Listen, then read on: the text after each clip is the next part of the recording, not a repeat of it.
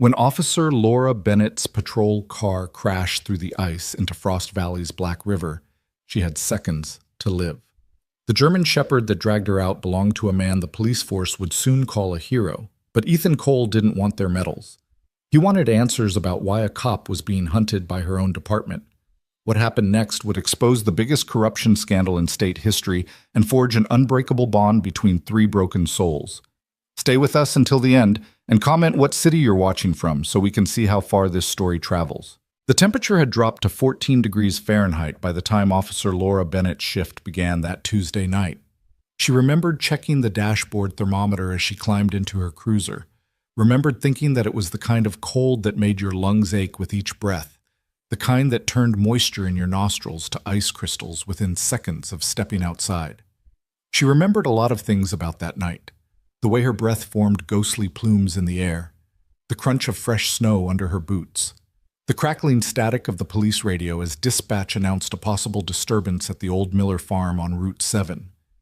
What she didn't remember, couldn't have predicted, was that by midnight she'd be drowning in the Frost Valley River with water filling her lungs and her cruiser sinking into darkness beneath her. But we're getting ahead of ourselves. Laura had been with the Frost Valley Police Department for 7 years. At 32, she'd worked her way up from traffic duty to detective, had earned commendations for bravery, had a clean record and a reputation for doing things by the book. She was good at her job, maybe too good. 3 weeks earlier, she'd stumbled onto something that made her question everything she thought she knew about her department. It started with a routine drug bust. Laura and her partner, Officer Marcus Webb, had responded to a tip about a methamphetamine lab operating out of an abandoned warehouse on the east side of town. They'd found the lab all right, along with enough product to supply the entire county for months. But what caught Laura's attention wasn't the drugs. It was the quality of the operation, the sophisticated equipment, the professional setup. This wasn't some amateur cook working out of a garage. This was organized. This was connected. And when she'd started digging into where the funding might be coming from, she'd found something that turned her blood cold. Bank records that didn't add up. Evidence that went missing from the department's storage facility. Arrest reports that had been altered. And names, officers she'd worked with for years, people she'd trusted with her life, all potentially involved in a distribution network that stretched from Frost Valley all the way to the Canadian border. She'd done what she was supposed to do. She'd gone to her captain, Daniel Reeves, with her concerns. She'd laid out everything she'd found, every inconsistency, every red flag. Captain Reeves had listened carefully, his weathered face unreadable. Then he'd thanked her for her diligence, told her he'd look into it personally, and suggested she take a few days off. The investigation had been stressful, he'd said. She deserved a break. That was 2 weeks ago. Since then, Laura had noticed things. The way conversation stopped when she entered a room, the sidelong glances from fellow officers, the feeling of being watched, even when she was off duty. Her instincts, the same instincts that had made her a good cop, were screaming at her that something was very, very wrong. She'd started keeping her own files at home, copies of everything she'd found. She'd stopped talking about the investigation with anyone at the department, and she'd started watching her back. Now as she drove along Route 7 toward the Miller farm, those instincts were in overdrive. The road was dark and winding, cutting through dense forest on either side. Fresh snow had started falling an hour ago, adding another layer to the 6 inches that already blanketed the valley. The cruiser's headlights cut through the darkness, illuminating swirling flakes that seemed to dance in the beams. Laura checked her rearview mirror for the 3rd time in as many minutes. Nothing but darkness behind her. She told herself she was being paranoid, that the stress was getting to her, that there was a perfectly innocent explanation for why dispatch had sent her out here alone instead of with Webb, her usual partner.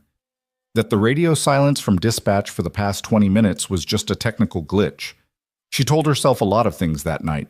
None of them were true. The call had come in at 11:47 p.m. Possible disturbance, shots fired, Miller Farm. But as Laura approached the turnoff for the farm, something made her keep driving. Maybe it was instinct. Maybe it was the fact that the Miller farm had been abandoned for 3 years, and the idea of someone squatting there in the middle of winter seemed unlikely. Maybe it was the way the dispatcher's voice had sounded, just slightly off, just enough to set off alarm bells in the back of her mind. She drove past the turnoff, continuing down Route 7, and reached for her radio. Dispatch, this is Unit 12. I'm approaching the Miller Farm location. Can you confirm the source of the disturbance call? Static. Dispatch, do you copy? More static. Then a voice, but not the dispatcher's voice. This one was male, familiar in a way that made Laura's stomach clench. Unit 12, you're going to want to pull over. It was Captain Reeves. Laura's hands tightened on the steering wheel. Captain, what are you doing on this frequency? Pull over, Bennett. Now. We need to talk. I'm responding to a call, sir. There is no call. His voice was hard now, dropping all pretense of pleasantness. Pull over. That's an order. Laura's pulse began to race. Through her rear-view mirror, she saw headlights appear behind her, maybe a quarter-mile back. Then another set. They were moving fast, closing the distance. Sir, I don't understand what's... You understand perfectly, Detective. The title was like a slap. You've been asking questions, looking at things that don't concern you. I gave you a chance to back off. You didn't take it. The headlights were closer now. Laura could make out two vehicles, dark sedans, not marked police cars. Her mind raced through possibilities, through options. She could try to outrun them, but the roads were icy and she didn't know how many cars they had or where they were positioned. She could try to radio for help, but if Reeves had control of dispatch, who would she call? She could try to reason with him, but the cold certainty in his voice told her that ship had sailed. She made a decision. Instead of slowing down, Laura pressed the accelerator. The cruiser surged forward, engine roaring as she pushed it faster down the snowy road. Behind her, the sedans accelerated to match. That was stupid, Bennett, Reeves's voice crackled through the radio. You're just making this harder on yourself. Laura didn't respond. She was too busy calculating distances, angles, trying to remember the layout of the road ahead. Route 7 followed the river for the next 3 miles before cutting inland. There were a few side roads, old logging trails that might give her a chance to lose her pursuers in the forest. The speedometer climbed, 50, 60, 70 miles per hour. Too fast for these conditions, but she didn't have a choice. The sedans were gaining, their more powerful engines eating up the distance between them. A curve appeared ahead, sharper than Laura remembered. She hit the brakes, felt the anti-lock system pulse under her foot as the cruiser's tires fought for traction on the snow-covered asphalt. The car fishtailed, back end sliding out, and for a moment Laura thought she'd lost it. But her training kicked in. She steered into the skid, eased off the brakes, and the cruiser straightened out just as she entered the curve. The first sedan wasn't as lucky, or its driver wasn't as skilled. Laura caught a glimpse in her mirror of headlights careening wildly as the vehicle lost traction and spun out, ending up facing backward in a snowbank. One down. But the second sedan was still coming, and now Laura could see a third set of headlights behind it. You can't run forever, Reeves said, his voice almost conversational now. I know where you live, Bennett. I know where your mother lives, that little house in Portland, right? How is Margaret doing these days? Still fighting that cancer? Ice flooded Laura's veins, ice that had nothing to do with the temperature. He was threatening her mother. These people, these cops she'd worked with, eaten lunch with, trusted, were threatening to hurt her mother. Something shifted in Laura in that moment. Fear gave way to cold, focused anger. If they wanted to play dirty, fine. But she wouldn't go down without a fight. A side road appeared on her right. Old pine trail, barely more than a dirt track in summer, probably impassable now with the snow. Laura blew past it. Not yet. She needed something better. The cruiser's engine was starting to strain. The temperature gauge was climbing, not dangerously yet, but getting there. She couldn't keep up this speed much longer. Behind her, the second sedan was close now, maybe 50 yards back. In the glow of her taillights, Laura could see 2 figures in the front seat. She didn't recognize them, probably hired muscle rather than actual cops. That was somehow worse. It meant Reeves had resources, organization. It meant this conspiracy went deeper than she'd thought. The radio crackled again, but this time it wasn't Reeves' voice. Target is heading east on Route 7, approaching Riverbend. A different man, younger, reporting their position to someone. We need to stop her before she reaches the bridge. If she gets across, she could make it to the state police barracks. That was useful information. They were trying to contain her, keep her on this side of the river, which meant getting across the bridge was her best bet. Laura pressed the accelerator harder, coaxing every bit of speed she could from the laboring engine. The bridge was maybe 2 miles ahead. If she could just... The third car came out of nowhere. It must have been waiting on one of the side roads, lights off, engine idling. It pulled out directly in front of her, blocking the road, and Laura had maybe 2 seconds to react. She yanked the wheel hard to the right. The cruiser left the road, plowing through a snowbank and into the trees. Branches scraped against the roof and sides with a sound like fingernails on a chalkboard.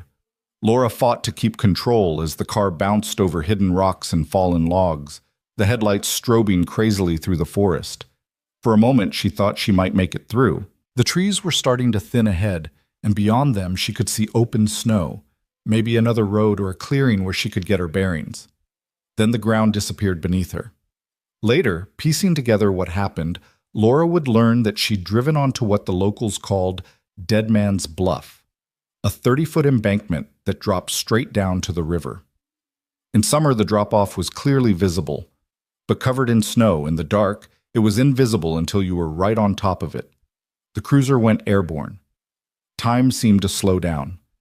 Laura felt the sickening lurch in her stomach as the car left the ground, saw the river rushing up to meet her through the windshield, registered with perfect clarity that she was about to die.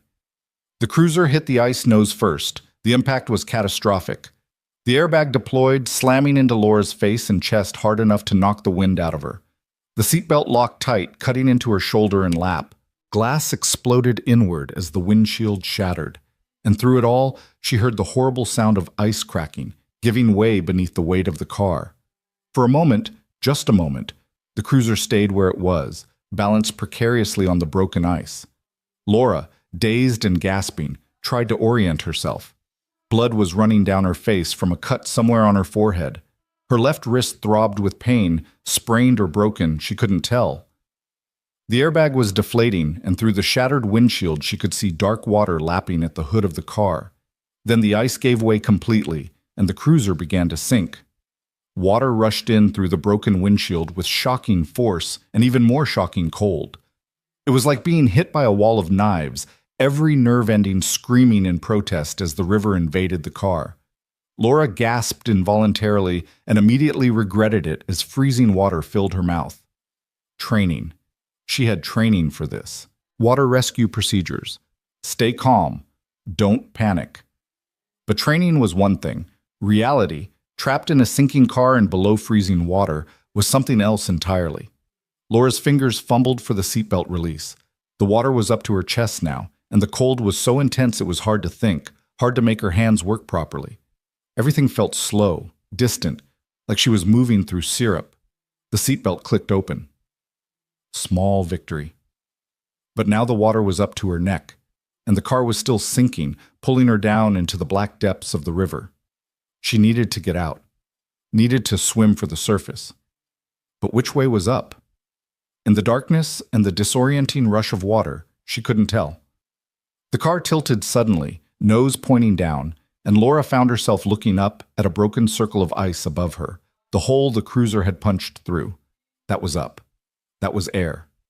That was life. She pushed off from the sinking car, kicking hard, clawing at the water. Her sodden uniform and duty belt dragged at her like anchors. The cold was in her bones now, making her muscles sluggish, making every movement an act of supreme will. Laura's head broke the surface and she gasped, sucking in air that burned her lungs with its coldness. But she'd made it. She was alive. She just needed to get to the shore, get out of the water, get warm. Something grabbed her ankle. For one terrified moment, Laura thought the sinking cruiser had caught her uniform somehow, was pulling her back down. She kicked frantically, twisted around to see what had her. It wasn't the car. It was the current. The Frost Valley River might have looked calm on the surface, but beneath the ice it was still flowing, still pulling everything downstream. And Laura, exhausted and hypothermic and injured, was caught in its grip. She tried to swim for the shore, but the current was too strong. It pulled her away from the hole in the ice, pushed her under the solid sheet that covered most of the river. Laura's gloved hand scrabbled against the underside of the ice, trying to find purchase, trying to push herself back toward open air. But the ice was smooth and her hands were numb, and the current was relentless. Her lungs were burning. She needed to breathe, needed air. But there was only ice above her, solid and impenetrable, and the current was pulling her farther downstream, farther from the hole, farther from any chance of survival. This was it then. This was how it ended. Not in some dramatic shootout like they showed in the movies, but alone in the dark, drowning beneath the ice, while the men who'd chased her stood on the shore and watched.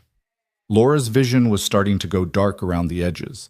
Her lungs were screaming for air, for just one more breath. Her limbs felt heavy, distant. It would be so easy to stop fighting, to just let go, to let the river take her. She almost did. But then, impossibly, she saw light above her. Not the pale glow of the moon through the ice, but bright, focused light. A flashlight beam cutting through the water, sweeping back and forth as if searching for something. Searching for her. Laura didn't know where she found the strength, but she pushed toward that light with everything she had left. Her hand broke through into open air. Somehow, impossibly, there was a hole in the ice here, and she felt something grab her wrist. Not the impersonal grip of the current, but a hand. Human and solid and impossibly strong. Laura was hauled upward with a force that would have hurt if she'd been capable of feeling anything beyond the cold. Her head broke the surface and she gasped, choking, coughing up river water. "I've got you," a man's voice said. "I've got you. Don't fight me." She couldn't have fought if she wanted to.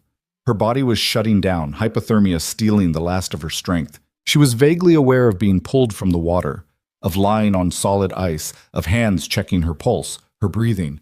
Jesus Christ, she's freezing. We need to get her warm. Now. That voice, male, deep, with a slight rasp like he smoked or had spent too much time shouting. Laura tried to open her eyes to see who was speaking, but her eyelids felt like they weighed 100 pounds each. "Dad, is she okay?" A different voice now, younger, frightened, a child. "She will be. Lily, honey, run back to the cabin and get blankets. All of them, and start the fire going, okay? Fast as you can." "Okay!"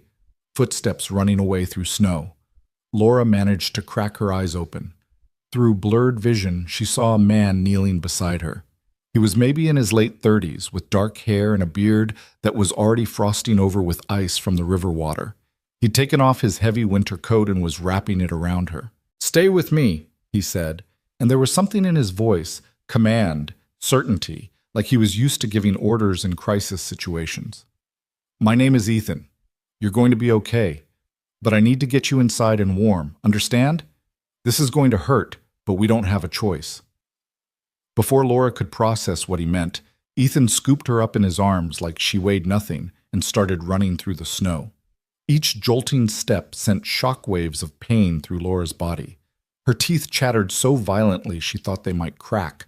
Her entire body was shaking uncontrollably, her muscles spasming with cold. "I know it hurts," Ethan said, breathing hard as he ran. "But that shivering is good. It means your body's still fighting. Stay with me, officer. That's an order." Through the fog of pain and cold, Laura registered two things. First, that this stranger, Ethan, was carrying her like she was a child, moving through knee-deep snow without even slowing down. Second, that he'd called it an order, military terminology, which meant he'd probably been a soldier. She tried to speak, to ask who he was, what he was doing out here, but all that came out was a wordless moan. "Don't try to talk," Ethan said. "Save your strength. We're almost there." Through the blur of falling snow and darkness, Laura saw a cabin ahead. It was small but well-maintained, smoke rising from a stone chimney, warm light glowing in the windows. A dog was barking frantically, a big dog from the sound of it. The door flew open, and the child, Lily, stood silhouetted against the firelight inside. "I got the blankets, Dad, and I started the fire like you showed me." "Good girl, move back, honey. I need to get her inside." Ethan carried Laura through the door and straight to the fireplace. A German shepherd, the source of the barking, danced nervously nearby, whining. "Ranger back," Ethan commanded, and the dog immediately sat, though his eyes never left Laura. Ethan laid Laura down on a rug in front of the fire with surprising gentleness. Immediately, he started peeling off her sodden uniform jacket. "Lily, close your eyes for a minute, okay?" "Okay, Dad." "I need to get these wet clothes off you," Ethan said to Laura, his voice matter-of-fact but not unkind. Hypothermia protocol. The clothes are trapping cold water against your skin. You'll warm up faster without them. I'm going to leave your undergarments on for modesty, but everything else needs to come off. Do you understand? Laura managed a tiny nod. She knew he was right. This was basic cold water survival. Get out of wet clothes, get warm, prevent hypothermia from progressing to the point of organ failure. Ethan worked quickly and efficiently, stripping off her uniform shirt, pants, socks, and boots. His movements were clinical, professional, and Laura was struck by how gentle his calloused hands were. This was a man who knew what he was doing. Once she was down to her undershirt and underwear, Ethan wrapped her in blankets, 3 of them, thick and warm, and positioned her closer to the fire. Lily, you can look now. Come sit with us. The little girl, she couldn't have been more than 6 or 7, appeared at Laura's side, her brown eyes wide with concern. She was wearing pajamas patterned with stars and moons. Is the police lady going to be okay? She asked her father. She will be, Ethan said, thanks to you and Ranger. Ranger found her, Lily explained to Laura. He was barking at the door, and Dad said it was probably just a deer, but Ranger kept barking and barking, so Dad went to check, and Ranger ran down to the river and started digging at the ice, and Dad saw the hole where your car went through, and that's when— Lily, honey, let her rest, Ethan interrupted gently. I need you to do me another favor. Can you heat up some of that soup from dinner? Not too hot, just warm, and bring a mug of it. I can do that. Lily scampered off toward what Laura assumed was the kitchen. Ethan turned his attention back to Laura. He pulled back one of the blankets to check her left wrist, the one that had been throbbing with pain. His fingers probed gently around the joint. Sprained, not broken, I think, he said. We'll wrap it, but it needs to be looked at by a doctor. Your head, too. That cut on your forehead is going to need stitches. How? Laura's voice came out as a croak. She tried again. How did you know what to do? Ethan pulled the blanket back over her. Army medic. 2 tours in Afghanistan. I've dealt with hypothermia before, though usually in the mountains rather than rivers. The principles are the same. That explained the efficiency, the calm under pressure. This wasn't his first time saving someone's life. Laura's shivering was starting to ease slightly as the warmth from the fire penetrated the blankets. Feeling was returning to her extremities, painful, prickling feeling, but feeling nonetheless. That was good. That meant no frostbite. Thank you, she managed. You saved my life. Thank Ranger. He's the one who found you. I just did the heavy lifting. The German shepherd, hearing his name, thumped his tail against the floor but didn't move from his sitting position. I got the soup, Lily returned, carefully carrying a mug. I tested it, and it's not too hot. Perfect. Here. Ethan took the mug and held it to Laura's lips. Small sips, don't gulp it. The soup was chicken noodle, simple and warm, and the most delicious thing Laura had ever tasted. Each swallow sent warmth spreading through her chest. What's your name? Lily asked, settling cross-legged on the floor beside Laura. I'm Lily Rose Cole. I'm 7 years old. That's my dad, Ethan, and that's our dog Ranger. We live here all by ourselves. Well, not all by ourselves. There are other people in Frost Valley, but not right nearby. Our cabin is kind of remote. Dad says that's how we like it. Quiet. Lily, Ethan said with the long-suffering patience of a parent whose child doesn't quite grasp social boundaries, maybe let her rest before interrogating her. I'm not interrogating. I'm being friendly. Right, Dad? Despite everything, the crash, the drowning, the hypothermia, Laura found herself almost smiling. There was something about this child's unfiltered enthusiasm that was oddly comforting. Laura, she said, my name is Laura Bennett. Are you really a police officer? Lily's eyes went even wider. That's so cool. I've never met a real police officer before. Well, I saw some at the grocery store once, but I didn't actually talk to them. Do you catch bad guys? Do you have a gun? Dad has guns, but he keeps them locked up because I'm not old enough yet. He says when I'm older, he'll teach me gun safety. Do you drive fast in your car? Is that how you crashed? Were you chasing someone? Lily. There was a warning note in Ethan's voice now. That's enough questions. Something in his tone made Lily fall silent, and Laura realized that Ethan had picked up on something his daughter hadn't. The car crash. The fact that Laura had been driving on a night like this, on a remote road, fast enough to end up in the river. Those weren't the circumstances of an ordinary accident. Ethan's eyes met Laura's over Lily's head, and she saw intelligence there and caution. He was a man who'd learned to recognize danger. "Lily, honey, why don't you go get ready for bed?" Ethan said. "It's late." "But Dad, we have a guest. We can't—" "Bed. Now. You can see Officer Bennett in the morning." Lily pouted but obeyed, trudging toward a doorway that presumably led to her bedroom. She paused at the threshold. "I'm glad Ranger found you," she said to Laura. "I'm glad you're okay." Then she was gone, leaving Laura alone with Ethan and the dog. For a long moment, neither of them spoke. The only sounds were the crackling of the fire and the wind outside the cabin. Finally, Ethan stood and walked to the window, peering out into the darkness. "You want to tell me what really happened out there?" he asked quietly. Laura closed her eyes. She was so tired. Her body ached, her head throbbed. All she wanted to do was sleep. But sleep wasn't safe. Not yet. "How much did you see?" she asked. "I saw your car go into the river. I saw you swimming under the ice. And—" he paused. "I saw headlights on the bluff. 3 vehicles, maybe 4. They stopped at the edge, stayed there for maybe a minute. Then they left." Laura's blood went cold again, and this time it had nothing to do with hypothermia. "They were there?" Her voice came out sharper than she intended. "They saw you pull me out?" Ethan turned from the window, his expression unreadable. "I don't think so. We were downstream from where you went in, around the bend. The trees probably blocked their view, but they were there, yes, looking for something, or someone." He didn't ask the obvious question, who were they, but it hung in the air between them. Laura struggled to sit up, fighting against the weakness in her limbs and the weight of the blankets.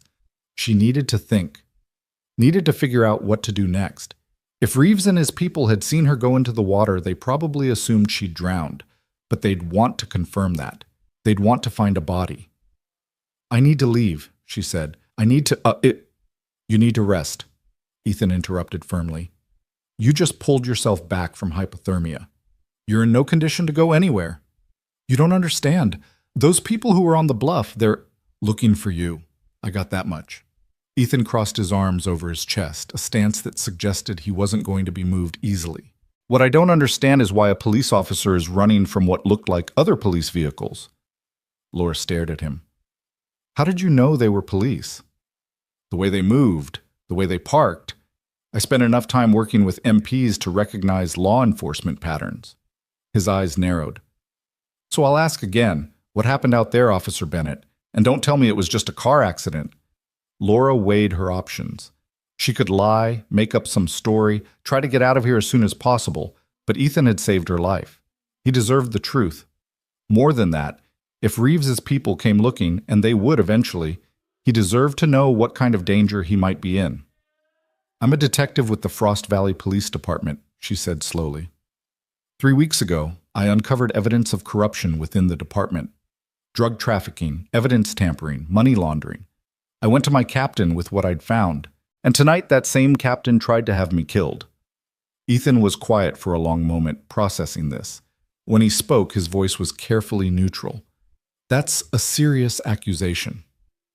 "I know." "Do you have proof?" "I did. I had files, copies of everything. They were in my car." Laura felt a wave of despair wash over her. "They're at the bottom of the river now." "Backups?" "At home. But they'll have already searched my place.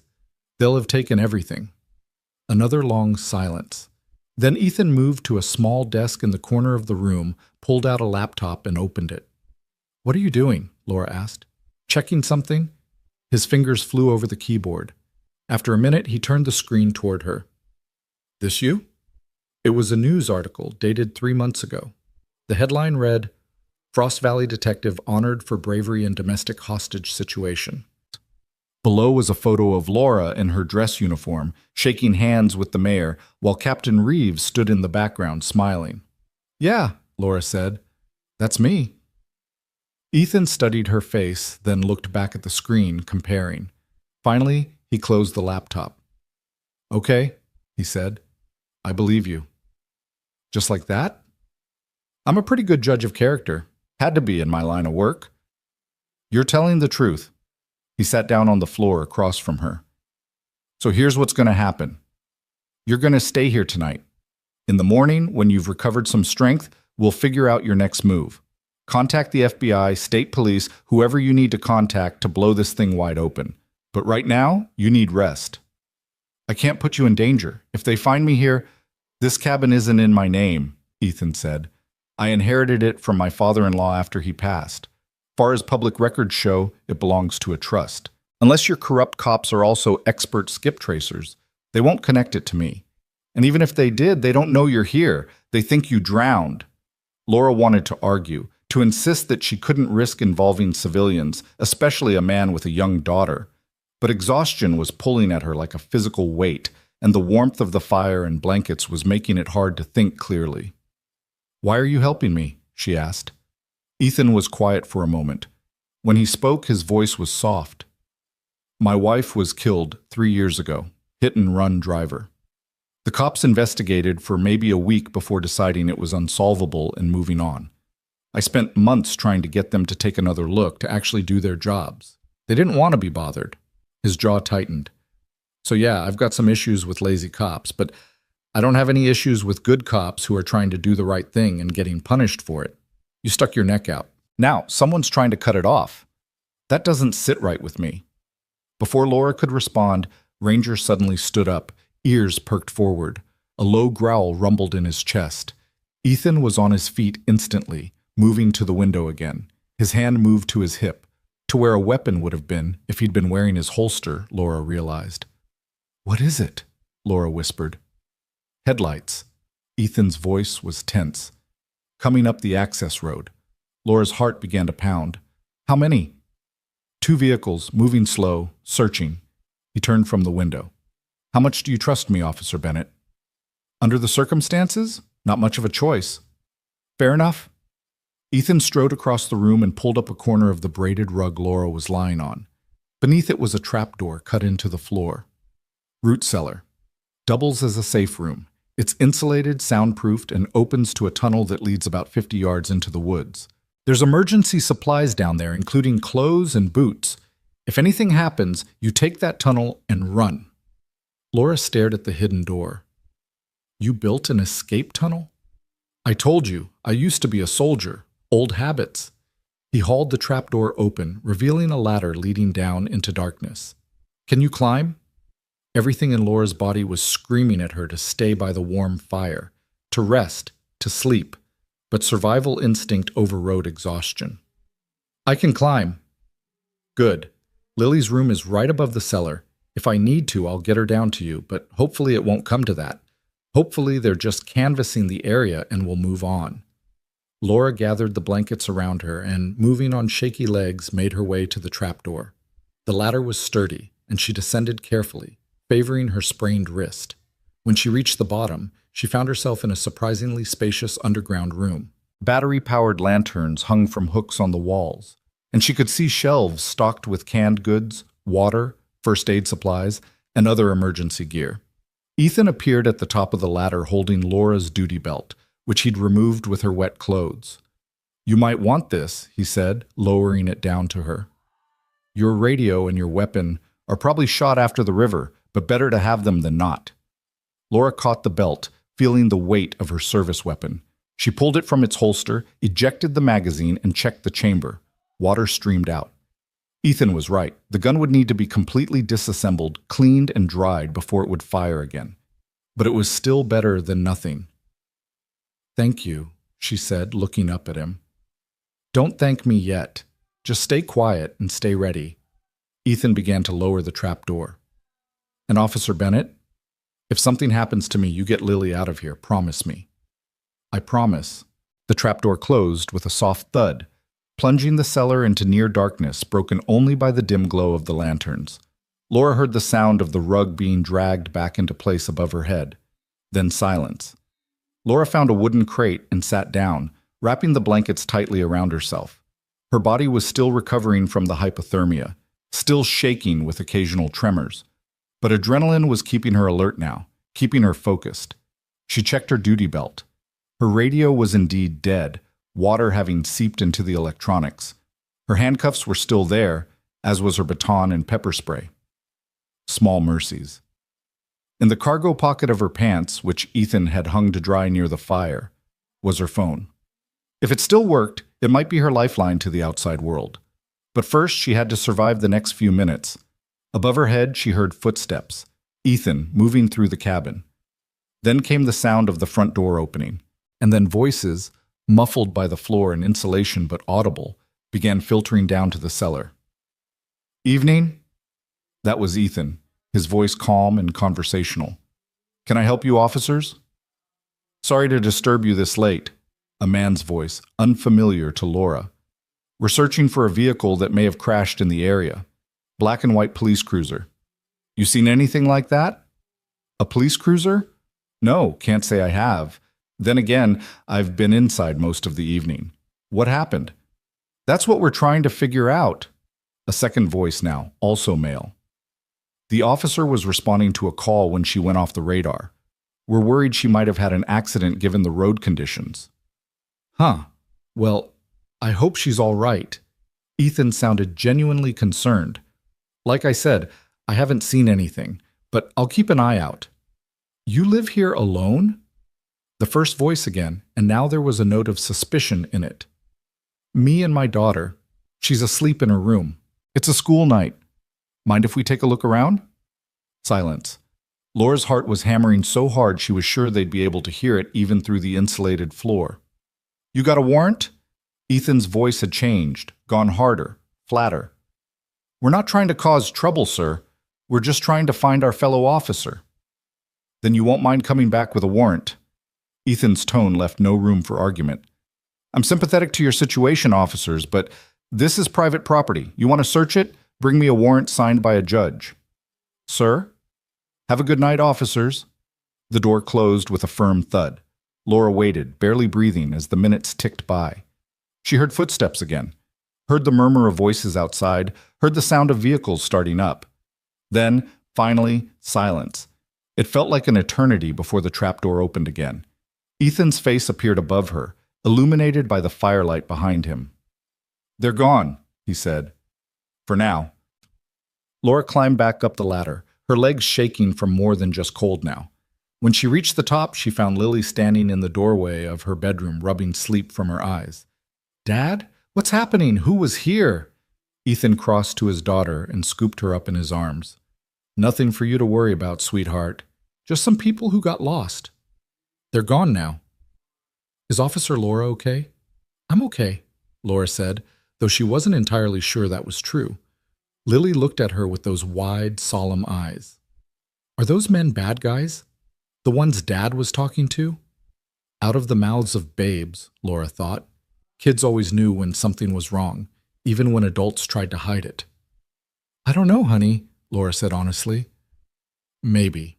But your dad sent them away, so we're safe now." "For tonight," Ethan corrected quietly. "But they'll be back, warrant or no warrant, and next time they might bring more people." He was right. Laura knew he was right. Reeves wasn't going to give up that easily. If he'd gone this far to silence her, he'd go further still. She needed a plan, needed to figure out her next move, needed to get evidence to someone who could do something about it, someone outside Reeves' sphere of influence. But first, she needed to survive the night. "Get some rest," Ethan said, seeming to read her thoughts. "Both of you, we'll figure out the next step in the morning." Lily yawned hugely. "Can Officer Laura sleep in my room? I don't want her to be lonely." Despite everything, the fear, the exhaustion, the knowledge that corrupt cops were hunting her, Laura felt her heart warm at the child's simple kindness. "I'll be fine out here," she said. "But thank you, Lily." "You can have the couch," Ethan said. "It's comfortable enough. I'll keep watch." "You need to sleep too." "I'll sleep when you're safe." There was finality in his voice that brooked no argument. So Laura curled up on the couch, wrapped in warm blankets, with a German shepherd lying on the floor beside her like a furry guard. Through the window, she could see snow still falling, covering the world in white. Somewhere out there, Captain Reeves and his people were searching for her. Somewhere out there, a conspiracy was unfolding that went deeper than she'd imagined. Somewhere out there, justice was waiting to be served. But here, in this small cabin in the woods, with a stranger who'd risked everything to save her and his daughter, who'd welcomed her with open arms, Laura felt something she hadn't felt in weeks. Hope. Her last thought before exhaustion finally claimed her was that tomorrow everything would change. She had no idea how right she was. Laura woke to the smell of coffee and bacon, and for one disoriented moment she couldn't remember where she was. Then the events of the previous night came rushing back. The chase, the crash, the freezing water, the impossibly strong hands pulling her to safety. She sat up slowly, every muscle in her body protesting. Her left wrist was wrapped in an elastic bandage that hadn't been there when she fell asleep. Someone, Ethan presumably, had tended to it while she slept. The thought should have been unsettling, but somehow it wasn't. Morning light streamed through the cabin windows, illuminating dust motes that danced in the air. Outside, the world was blanketed in fresh snow that sparkled like diamonds in the sun.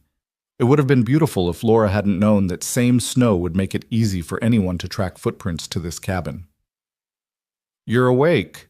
Ethan appeared from the kitchen area holding a steaming mug. "Coffee?" "God, yes." Laura's voice came out raspy. Her throat was raw from coughing up river water. Ethan handed her the mug, and she wrapped both hands around it, savoring the warmth. He'd changed clothes since last night. Gone were the wet jeans and flannel shirt, replaced by clean cargo pants and a thermal Henley that emphasized his broad shoulders. His dark hair was still damp from a shower. "How are you feeling?" he asked, settling into an armchair across from the couch. "Like I got hit by a truck, but alive, so I'm not complaining." Laura took a sip of coffee. It was strong and black, exactly what she needed. "Thank you for everything. I don't think I said that properly last night." "You were a little busy not dying of hypothermia." A ghost of a smile crossed his face. "Your color's better this morning. Last night you were practically blue." "Where's Lily?" "Still asleep. I let her stay home from school today. Didn't want her out of my sight, given the circumstances." That made sense. If Reeves' people came back, if they somehow figured out Laura was here, a 7-year-old girl could become a liability, or worse, leverage. Laura set down her coffee mug, suddenly nauseous at the thought. "I need to leave, today. I've already put you and your daughter in enough danger." "And go where?" Ethan's voice was reasonable, but his eyes were sharp. "Your car is at the bottom of the river. Your department thinks you're dead, or wants you dead. You have no backup, no evidence, and from what you told me last night, no idea who you can trust. I can contact the FBI or state police, someone outside Frost Valley." "With what phone? Yours took a swim with you. Mine is a burner with limited minutes. And even if you did make contact, how long before word gets back to your captain that you're alive? How long before whoever he's working with finds you?" Laura hated that he was right, but he was. She'd spent half the night, the parts when she wasn't unconscious, thinking through her options. They were all bad. "I have a contact," she said finally, "a friend from the academy. She works for the state police now, out of the capital. If I could get to her, if I could tell her what's happening, she'd help me." "How far?" 3 hours, maybe 4 in this weather." Ethan was quiet for a moment, thinking. Then he stood and moved to the window, scanning the tree line with the careful attention of someone trained to spot threats. "The access road is the only way in or out by vehicle," he said. "If they're smart, and I'm betting they are, they'll have someone watching it. Maybe not permanently, but checking it periodically. We'd be spotted before we made it half a mile. So I go on foot, through the woods. In your condition, in this cold, you'd last maybe an hour before hypothermia set in again. And that's assuming you could navigate 3 hours of hiking through unmarked forest in the snow." He turned from the window to look at her. "I'm not trying to be difficult, Officer Bennett. I'm being realistic. You're hurt, you're exhausted, and you have no gear. You need time to recover before you can make any kind of run for it." Laura wanted to argue, wanted to insist that she couldn't stay here, couldn't put this family at risk, but her body was already telling her that Ethan was right. Just the effort of sitting up and drinking coffee had left her feeling drained. "How long?" she asked quietly. "Today. Maybe tomorrow. Let your body recover. Let me see if I can scout out the access road, figure out if they're watching it. Then we'll come up with a plan." It wasn't ideal, but it was better than stumbling into the woods and dying of exposure before she made it a mile. Okay, Laura said, but if they come back, we use the tunnel. You, me, and Lily. We disappear into the woods and make our way to the highway. I've got a cache hidden out there with supplies, money, and a vehicle stashed at a storage facility about 2 miles away. Not registered in my name. Laura stared at him. You really thought this through? I told you, old habits. When you've been in situations where one mistake means you don't come home, you learn to plan for every contingency. Ethan moved back to his chair and sat down, leaning forward with his elbows on his knees. My wife used to say I was paranoid. Maybe I was. But after she died, after dealing with cops who didn't give a damn about finding the person who killed her, I decided it was better to be paranoid and alive than trusting and dead. There was pain in his voice when he mentioned his wife. Old pain, but still deep. Laura wanted to ask what happened, wanted to know more about the woman who'd married this careful, competent man and given him a daughter with curious brown eyes. But it wasn't her place to pry. I'm sorry, she said instead. About your wife. Ethan nodded once, accepting the condolence without elaborating. Then he stood again. You should eat something. Bacon, eggs, toast. Nothing fancy, but it's hot. You need to keep your strength up. Laura's stomach rumbled at the mention of food. She couldn't remember the last time she'd eaten, probably lunch yesterday before her shift started, before her world turned upside down. She followed Ethan into the kitchen area, moving slowly. Her left leg had a massive bruise on the thigh, probably from the impact when the cruiser hit the ice, and each step sent a dull ache through her hip. Her ribs hurt too, legacy of the seatbelt and airbag. She'd be feeling this crash for weeks. The cabin's interior was small but well organized. The main room served as living room and dining area, with the kitchen along one wall. 2 doors led off to what were presumably bedrooms, and a third door stood partially open, revealing a small bathroom. Everything was clean and neat, though not sterile. There were signs of life everywhere. Lily's drawing stuck to the refrigerator with magnets. A stack of library books on the coffee table. A child's pink snow boots by the door next to Ethan's larger black ones. It was a home. A real home, where a father was doing his best to raise his daughter alone. And Laura had brought danger to their doorstep. Ethan loaded a plate with scrambled eggs and bacon and set it in front of her at the small dining table. He'd already set out toast and butter, a jar of homemade jam that looked like it had come from someone's basement canning operation. Eat, he said. Then we need to talk about what happens next. Laura ate, and the food was simple, but delicious. Or maybe she was just starving. Either way, she cleaned her plate and was reaching for toast when she heard a small voice from one of the bedrooms. Dad, is it time to get up? Yeah, kiddo, come on out. Lily emerged from her room wearing the same star and moon pajamas from last night, her dark hair sticking up in several directions. She looked sleep-rumpled and adorable. When she saw Laura, her face lit up. You're still here. I thought maybe you left in the night like a ninja. Despite everything, Laura found herself smiling. Nope, still here, though I'm probably not coordinated enough to be a ninja right now. Dad says you almost died. Is that true? Lily, Ethan said with a warning note. It's okay, Laura said. Yeah, honey, it's true. I almost died. But your dad and Ranger saved me. Lily climbed into a chair next to Laura, looking at her with that intense, unfiltered curiosity that only children possess. Why did you crash your car? Were you chasing bad guys? Something like that. Are the bad guys still out there? Laura glanced at Ethan, who was watching his daughter with an expression that was equal parts love and concern. He gave a small nod, as if to say, Your call. Tell her as much or as little as you want. Yeah, Laura said honestly. The bad guys are still out there. That's why I need to be careful. Are you going to catch them? I'm going to try. Lily considered this, then nodded decisively. Good. Bad guys should go to jail. That's what Dad says. He says people who hurt other people need to have consequences. She pronounced the last word carefully, like she'd been practicing it. Your dad is a smart man. He's the smartest man in the whole world, Lily declared loyally. He knows everything. Well, almost everything. He doesn't know how to braid hair very well. His braids always come out crooked, but he's trying to learn." Ethan's ears had turned slightly red. "Thanks for that, Lily.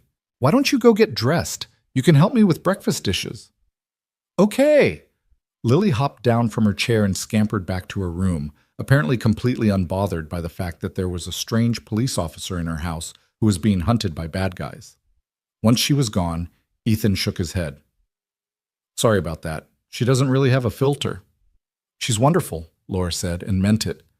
"How long has it been since your wife passed?" 3 years this February." Ethan started clearing the breakfast dishes. "Car accident, hit and run. Driver was never caught." "I'm so sorry." "Me too." He ran water in the sink, his back to Laura. Lily was 4, old enough to know her mom was gone, not old enough to really understand death. She still talks about Sarah sometimes, tells me stories about what they'll do when Mommy comes home. Laura's throat tightened. "That must be hard." "It is, but I don't have the luxury of falling apart. Lily needs me. So I get up every day and I take care of my daughter, and I do the best I can." He turned from the sink and his eyes were fierce. "Which is why I need you to understand something, Officer Bennett. I will help you. I will do what I can to keep you safe and help you bring down these corrupt cops. But if it comes down to a choice between your mission and my daughter's safety, Lily wins. Every single time. No debate. Are we clear?" "Crystal clear," Laura said. "And I wouldn't expect anything else. Your daughter comes first. Always." Ethan studied her face for a moment, then nodded. "Good. Then we understand each other." Lily emerged from her room wearing jeans and a sweatshirt with a unicorn on it. "I'm ready to help with dishes." "Then come on, kiddo. You wash, I'll dry." Laura watched them work together, the easy rhythm of a father and daughter who'd learned to be a team. Lily chattered nonstop about her school friends, about a book she was reading, about how Ranger had stolen a piece of bacon off her plate last week when she wasn't looking. Ethan listened and responded, asking questions, laughing at the right moments, fully present with his daughter, even though Laura knew his mind had to be racing with the same concerns that were plaguing her. This was what good parenting looked like. This was a man who'd suffered tremendous loss and somehow found the strength to keep going for his child's sake. Laura felt a fierce determination settle in her chest. She would not let Reeves and his thugs hurt this family. She would not let the corruption that had nearly killed her spread to infect these good people. She would fight. And she would win. After dishes were done, Ethan set Lily up with coloring books at the dining table and gestured for Laura to follow him outside. She grabbed one of his heavy winter coats from a hook by the door. Her own jacket was still damp and reeked of river water. The cold hit her like a slap when she stepped outside, making her gasp. It couldn't have been more than 20 degrees, and the wind cut through the borrowed coat like it wasn't even there. "We won't stay out long," Ethan said, "but I want you to see the layout. Know your exits if things go south." He led her around the perimeter of the cabin, pointing out landmarks. The access road that wound down the mountain toward the main highway. The tree line where the forest pressed in close. The frozen stream that ran behind the property. "The tunnel from the cellar comes out there," he said, pointing to a spot about 50 yards into the woods.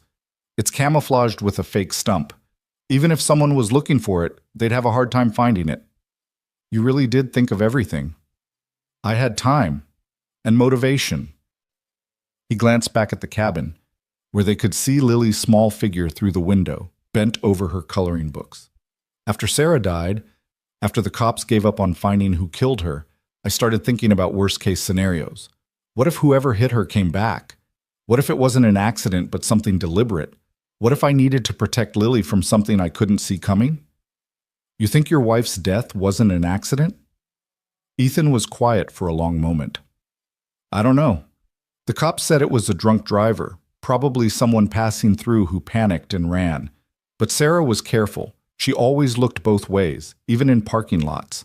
And the damage to her car, it looked like she'd been hit from behind, pushed into traffic. But when I tried to get the police to investigate that angle, they shut me down. Said I was grasping at straws, looking for conspiracy theories because I couldn't accept that accidents happen." "Maybe they were right," Laura said gently. "Not about shutting you down. That was wrong. But sometimes accidents are just accidents." "Maybe." But he didn't sound convinced. "Anyway, that's when I started preparing, built the tunnel, Set up the cache in the woods, made sure I had escape routes and backup plans. Sarah used to joke that I never really left the army. She was right. They continued walking the perimeter with Ethan pointing out more details. Where the property line was. Which trees would provide the best cover if they needed to move through the forest. Where the nearest neighbor lived, almost 2 miles away, an elderly man who kept to himself and probably wouldn't notice or care about activity at Ethan's place. "I'm going to scout the access road this afternoon," Ethan said as they headed back toward the cabin. "See if they're watching it. If the coast is clear, maybe we can risk a drive down to the highway tomorrow. But if they're watching, and my gut says they are, we'll need to use the tunnel and go on foot." "I can be ready tomorrow," Laura said. "I just need to rest today, let my body recover." "There's something else we need to discuss." Ethan stopped walking and turned to face her. "Your captain. You said he's part of the drug operation. Do you know how deep this goes? How many people in your department are involved?" Laura thought about the evidence she'd gathered, the names she'd seen in the files. "At least a dozen officers, maybe more. It's hard to say. I didn't get far enough in my investigation to map the whole network. But Reeves is definitely at the center of it. And if he's got control of dispatch, if he can send people after me without it raising red flags, that suggests he has support from higher up, maybe even the chief." Ethan swore softly. "So we can't trust anyone in your department." "No. That's why I need to get to my friend at state police. She's clean, I'm sure of it, and she has the connections to kick this up to the FBI. What about the evidence? You said it went down with your car." "I have copies at home. But like I said, they've probably already searched my place and taken everything." "What about digital copies, cloud storage?" Laura felt a surge of hope, followed immediately by crushing disappointment. "I uploaded some files to a secure server, but I need my login credentials to access them, and those are on my home computer." "What kind of server?" "Department server, encrypted." Ethan's expression turned thoughtful. "Could you access it from another computer if you had your credentials?" "Yes, but I don't have—" Laura stopped. "Wait, are you saying you can get my credentials?" "I'm saying I know someone who might be able to help. Former Army, works in cybersecurity now. Owes me a favor from our deployment days. If we can get him your information, badge number, personal details, anything that might be used in password recovery, he might be able to crack into your account." It was a long shot, but it was better than nothing. "It's worth a try," Laura said. They went back inside where Lily had apparently finished with coloring and moved on to building an elaborate structure out of wooden blocks. Ranger was lying nearby, watching the construction with the patient attention of a dog, who knew that eventually, inevitably, the blocks would fall and he would be asked to help clean them up. "I'm building a castle," Lily announced. "Want to help, Officer Laura?" "Sure, honey."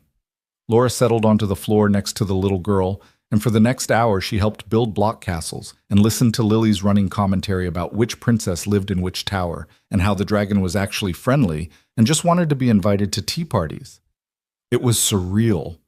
Less than 24 hours ago, Laura had been fighting for her life in a frozen river. Now she was playing blocks with a 7-year-old while her father researched escape routes, and her corrupt captain probably had people combing the valley for her body. But there was something healing about it too. Something grounding about this child's simple joy in building and imagining. Lily didn't know about the darkness in the world, about corruption and betrayal, and people who would kill to protect their secrets. In her world, dragons wanted to be friends, and castles had happy princesses, and everything always worked out in the end. Laura found herself hoping desperately that Lily would never have to learn differently. That whatever happened in the next few days, this child would remain safe and innocent and untouched by the ugliness that Laura had brought to her doorstep. Around noon, Ethan made sandwiches for lunch. As they ate, he laid out his plan. "I'll head down the access road around 2 o'clock. That's when the lunch crowd at the diner in town will be heaviest. If they've got someone watching the road, they might get sloppy, might take a break to grab food. I'll see what I can see, then come back and report." "What about Lily?" Laura asked. "She stays here with you, Ranger too. If anything happens, if anyone comes, tunnel. I remember." "Good." Ethan looked at his daughter. "Lily, honey, I need you to listen very carefully. While I'm gone, Officer Laura is in charge. If she tells you to do something, you do it immediately. No questions, no arguments. Understand? Lily's eyes went wide and solemn. Is this about the bad guys? It's about keeping everyone safe. Can you do that for me? I can do that. That's my girl. Ethan reached over and ruffled her hair. I'll be back in a couple of hours. Probably nothing will happen, but just in case. Laura's stomach was in knots as she watched Ethan prepare to leave. He strapped on a shoulder holster. Laura caught a glimpse of a Sig Sauer P226, the same model she'd carried in the army, and pulled on a heavy winter parka. He grabbed a backpack that looked like it was already packed with supplies. Stay away from the windows, he said to Laura. Keep Ranger with you. He's trained to alert on vehicles and people approaching. If his ears go up and he growls, someone's coming. Don't wait to see who it is. Just get Lily and head for the cellar. I will. And Laura? He met her eyes. If something happens to me out there, if I don't come back, you take my daughter and you run. Don't try to be a hero. Don't try to save me. Just get Lily somewhere safe. Nothing's going to happen to you. Probably not. But if it does, I need to know my daughter will be okay. Laura understood what he was asking, what he needed to hear. I'll protect her with my life, I promise. Ethan nodded once, then bent down to hug Lily. Be good for Officer Laura. I'll be back soon. Bye, Daddy. Be careful. Then he was gone, the door closing behind him with a soft click that somehow sounded final. Laura moved to the window and watched as Ethan climbed into a battered pickup truck that had been parked on the far side of the cabin. The engine turned over after a moment of protest, and then he was driving down the access road, disappearing into the trees. Want to play another game? Lily asked from behind her. Laura turned from the window. Sure. What do you want to play? Hide and seek. I'm really good at hiding. I bet you are. But maybe we should play something else, something where we can stay in the same room. Why? Because I need to keep you in my sight at all times in case we have to run for our lives, Laura thought. But what she said was, because I'm still pretty sore from my accident. Hard for me to walk around looking for you. How about we play a card game instead? I know Go Fish. Go Fish it is. They settled at the dining table with a worn deck of cards. Ranger took up position at Laura's feet, his head on his paws, but his eyes alert. Every few minutes his ears would twitch, tracking some sound outside that Laura couldn't hear. Each time her heart would skip a beat, but the dog would settle again without growling. False alarms. Just forest sounds. Nothing to worry about. They played cards for an hour. Then Lily wanted to read, so Laura listened as the little girl worked her way through a picture book about a mouse who wanted to go to the moon. Lily was a good reader for 7, stumbling only occasionally over longer words. The afternoon dragged on. 2 o'clock came and went. Then 3. Laura tried not to look at the clock on the wall, tried not to imagine worst-case scenarios. Ethan was fine. He was just being thorough, checking the road carefully before heading back. But by 3:30, Laura's nerves were starting to fray. When is Daddy coming home? Lily asked, apparently picking up on Laura's tension. Soon, honey. He said a couple of hours, remember? It's been a couple of hours. Smart kid. Well, sometimes things take longer than we expect. I'm sure he's fine. But was he? What if Reeves' people had caught him? What if they'd been watching the road and recognized him as the man who lived in the cabin? What if right now they were interrogating him, trying to find out where Laura was? Laura forced herself to take a deep breath. She was catastrophizing. Ethan was a trained soldier, careful and competent. He knew how to scout enemy territory. He'd be fine. At 4 o'clock, Ranger suddenly lifted his head. His ears swiveled forward, focusing on something outside. A low growl rumbled in his chest. Laura was on her feet instantly. Lily, go to your room and grab your warmest coat. Put on your boots. Do it now. To her credit, Lily didn't argue or ask questions. She just ran to her room, moving with the speed that only children can muster when they sense danger. Laura moved to the window and risked a quick glance outside. At first she saw nothing, just trees and snow and the empty access road. Then she caught a flash of movement, dark shapes moving through the forest, converging on the cabin from multiple directions. Not vehicles this time. Men on foot. And they were trying to surround the cabin. Laura's mind raced. How many? She'd seen at least 4, maybe more. Were they police? Probably some of them. maybe all of them. It didn't matter. What mattered was that they were here, and Ethan wasn't, and she had about 90 seconds before they reached the cabin. "Lily!" she called, keeping her voice calm despite the fear coursing through her veins. "Are you ready?" "Yes!" Lily emerged from her room bundled in a pink parka, her feet crammed into her snow boots. "Good girl. Come here. Quick and quiet." Laura pulled up the rug and hauled open the trap door. "Down the ladder. Ranger, come." The dog didn't hesitate. He scrambled down the ladder with surprising grace for an animal his size. Lily followed, and Laura brought up the rear, pulling the trapdoor closed above them, just as she heard boots stomping up onto the cabin's front porch. In the cellar, illuminated by the battery-powered lanterns, Lily's eyes were huge and frightened. "Is it the bad guys?" "Yes," Laura said. "There was no point in lying. But we're going to be okay. Remember what your dad told you about the tunnel?" Lily nodded. "Good. We're going to use it right now. Stay close to me and stay quiet. Can you do that?" "I can do that." Laura found the tunnel entrance, a section of the wall that swung outward on hidden hinges. Beyond it was a narrow passage, maybe 4 feet high and 3 feet wide, with rough-hewn walls that looked like they'd been carved out by hand. Battery-powered LED strips ran along the ceiling, providing just enough light to see by. Above them, Laura heard the crash of the cabin door being kicked in, heavy footsteps, voices shouting. "Go," she whispered to Lily.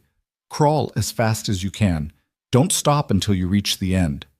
Lily dropped to her hands and knees and started crawling.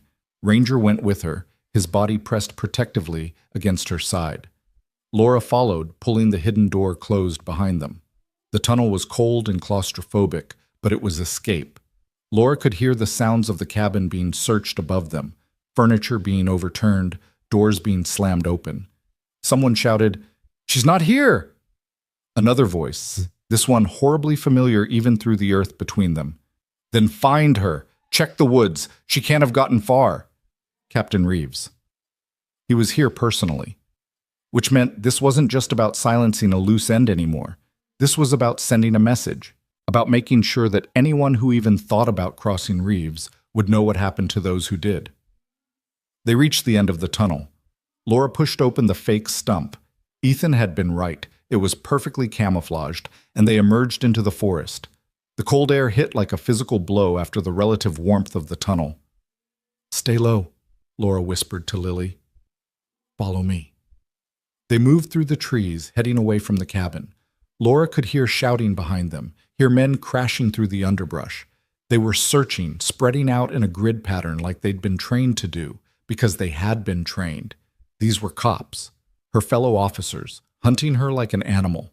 Laura's sprained wrist was throbbing, and her bruised ribs screamed with every breath, but she pushed through the pain. They needed distance, needed to reach whatever cache Ethan had hidden in the woods. But where was it? He'd said it was out here, but he hadn't had time to tell her exactly where. How was she supposed to find it when she didn't even know where she was going? Lily tugged on her sleeve. "Officer Laura?" "Not now, honey. We need to keep moving." "But I know where Daddy's hiding spot is." Laura stopped. "What?" "His hiding spot, where he keeps the emergency stuff. He showed me once, in case something bad ever happened.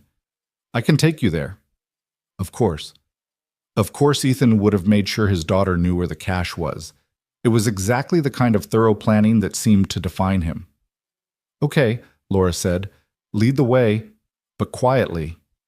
Lily nodded and started moving through the forest with the confidence of a child who'd played in these woods her whole life. She led them on a winding path through the trees, occasionally stopping to get her bearings by looking at landmarks that meant nothing to Laura, but apparently meant everything to her. Behind them, the sounds of pursuit were getting closer. After what felt like an eternity but was probably only 10 minutes, Lily stopped at a massive fallen tree. "Here," she whispered. Laura looked around. She didn't see anything that looked like a cache. "Where?" "Under the tree. There's a hole. You have to move the branches." Laura pushed aside some dead branches and found a hollow space beneath the fallen trunk. Inside was a large waterproof bag. She pulled it out and opened it, and relief flooded through her. Clothes, first aid supplies, energy bars, water bottles, a flashlight, a compass, and thank God, a phone. Not a smartphone, just a basic flip phone, but it was something. And at the bottom of the bag, wrapped in waterproof plastic, was money. A lot of money. Maybe $5,000 in 20s and 50s. Ethan really had thought of everything. Laura was pulling on an extra jacket from the bag when Ranger suddenly went rigid. His hackles raised and a low, warning growl emerged from his throat. Someone was coming. Laura grabbed Lily and pulled her close, her hand automatically going to her duty belt where her useless, water-damaged gun still sat. But there was no time to try to fix it, no time to do anything but prepare to fight with her bare hands if necessary. A figure emerged from the trees, Laura's breath caught in her throat, ready to scream, ready to tell Lily to run. Then she saw who it was. Ethan. He was moving fast, his face grim. When he saw them, relief flashed across his features for just a moment before the hard mask settled back into place. "I heard them hit the cabin on my radio scanner," he said quietly, kneeling beside them. "I came back through the woods, didn't risk the road. Are you okay?" "We're fine," Laura said. "Lily knew where your cache was. She brought me here." Ethan pulled his daughter into a quick, fierce hug. "Smart girl. I'm so proud of you." "Daddy, I was brave just like you said. I didn't cry or nothing." "Anything," he corrected automatically. "And yes, you were incredibly brave." He looked at Laura over Lily's head. "They've got at least 8 men searching the woods. They're moving in an outward spiral from the cabin. We need to move now, get ahead of them." "Where?" "The storage facility where I keep the vehicle. It's about 2 miles northeast from here. If we can reach it before they expand their search grid, we might have a chance." "And if we can't?" Ethan's expression was grim. "Then we keep running until we either get away or we don't." It wasn't much of a plan, but it was all they had. They moved through the forest, Ethan leading the way with the practiced stealth of someone who'd moved through hostile territory before. Lily stayed between them, her small hand gripping her father's coat. Ranger ranged ahead, his ears constantly swiveling, alert for any sign of danger. The cold was brutal. Laura's borrowed coat helped, but her jeans were soaked from the snow, and her feet were going numb in her still damp boots. Beside her, Lily was shivering despite her warm parka.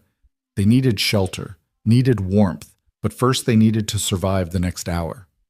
They'd been walking for maybe 20 minutes when Laura heard it. Voices, close, too close. Ethan heard it too. He held up a hand, signaling them to stop. They crouched behind a fallen log, barely breathing. 2 men walked past, maybe 30 yards away. Laura recognized one of them, Officer Jake Morrison, a beat cop who'd always seemed like a good guy. Someone she'd shared coffee with in the break room, joked with about the new traffic software. Now he was hunting her with a gun in his hand. "See anything?" Morrison asked his partner. "Nothing.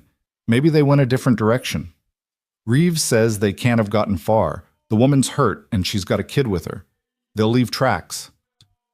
They kept walking, and after a minute their voices faded into the distance. Ethan touched Laura's arm and gestured for them to keep moving, but more carefully now. They stayed low, using the terrain for cover, moving from tree to tree. The storage facility appeared ahead of them like a mirage. It was small, just a few rows of garages along a poorly maintained road. There were no other vehicles in the parking area, no signs of recent activity. Ethan led them to the 3rd unit from the end. He produced a key from his pocket and unlocked the rolling door, then ushered them inside quickly before pulling it closed behind them. Inside was an old Jeep Cherokee, probably from the late 90s. It wasn't much to look at, but when Ethan turned the key in the ignition, it started immediately. "Everyone in," he said. They climbed into the vehicle, Lily in the back seat, Laura in the front passenger seat, Ranger sprawled across Lily's lap. Ethan hit the button for the automatic door opener and nothing happened. He swore under his breath and got out, manually hauling the rolling door up. Laura's heart was pounding. They were so close to getting away, just a few more seconds. Ethan jumped back into the driver's seat and threw the Jeep into reverse. They backed out of the storage unit and he swung them around, pointing toward the access road that led back to the highway. That's when Laura saw the black sedan blocking the exit, and Captain Reeves standing beside it, pointing a gun directly at them. Time seemed to freeze. Laura stared at Captain Reeves through the windshield, watching his finger tighten on the trigger, knowing they had maybe a second before he started shooting. "Get down!" Ethan shouted. He slammed the Jeep into drive and floored the accelerator, yanking the wheel hard to the right. The vehicle lurched forward just as Reeves fired. The bullet punched through the windshield exactly where Laura's head had been, a split second before, spiderwebbing the glass. "Hold on!" Ethan's voice was steel and ice as he aimed the Jeep not at the gap beside the sedan, but directly at the vehicle itself. They hit with a sickening crunch of metal. The Jeep's reinforced front bumper caught the sedan's rear quarter panel, sending it spinning out of the way. Reeves dove clear, rolling across the snowy pavement. Ethan didn't slow down. He kept the accelerator pressed to the floor, the Jeep's engine roaring as they shot past the spinning sedan and onto the access road. "Everybody okay?" Ethan's eyes flicked to the rearview mirror where Lily sat with her arms wrapped around Ranger, her face pale but determined. "I'm okay, Daddy," she said in a small voice. Laura twisted in her seat to look back. Reeves was already on his feet, shouting into a radio. The sedan had stalled out from the impact, but she could see other vehicles in the distance, converging on their position. "They're coming," she said. "I know." Ethan's knuckles were white on the steering wheel as he navigated the winding access road at speeds that were frankly suicidal in these conditions. The Jeep fishtailed around a curve, and he corrected smoothly, never lifting his foot from the accelerator. "How many cars did you see?" "At least 3, maybe more." "The highway's about 2 miles ahead. If we can reach it, we might be able to lose them in traffic." It was a slim hope. The rural highway that ran through this part of Frost Valley rarely had heavy traffic, especially in winter, but it was better than nothing. The Jeep's engine was straining, the speedometer climbing past 60 on a road that shouldn't be taken faster than 35. Trees blurred past on either side. The bullet hole in the windshield let in a constant stream of freezing air that made Laura's eyes water. Behind them, headlights appeared, multiple sets, closing fast. "They're gaining," Laura said. Ethan's jaw clenched, but he didn't respond.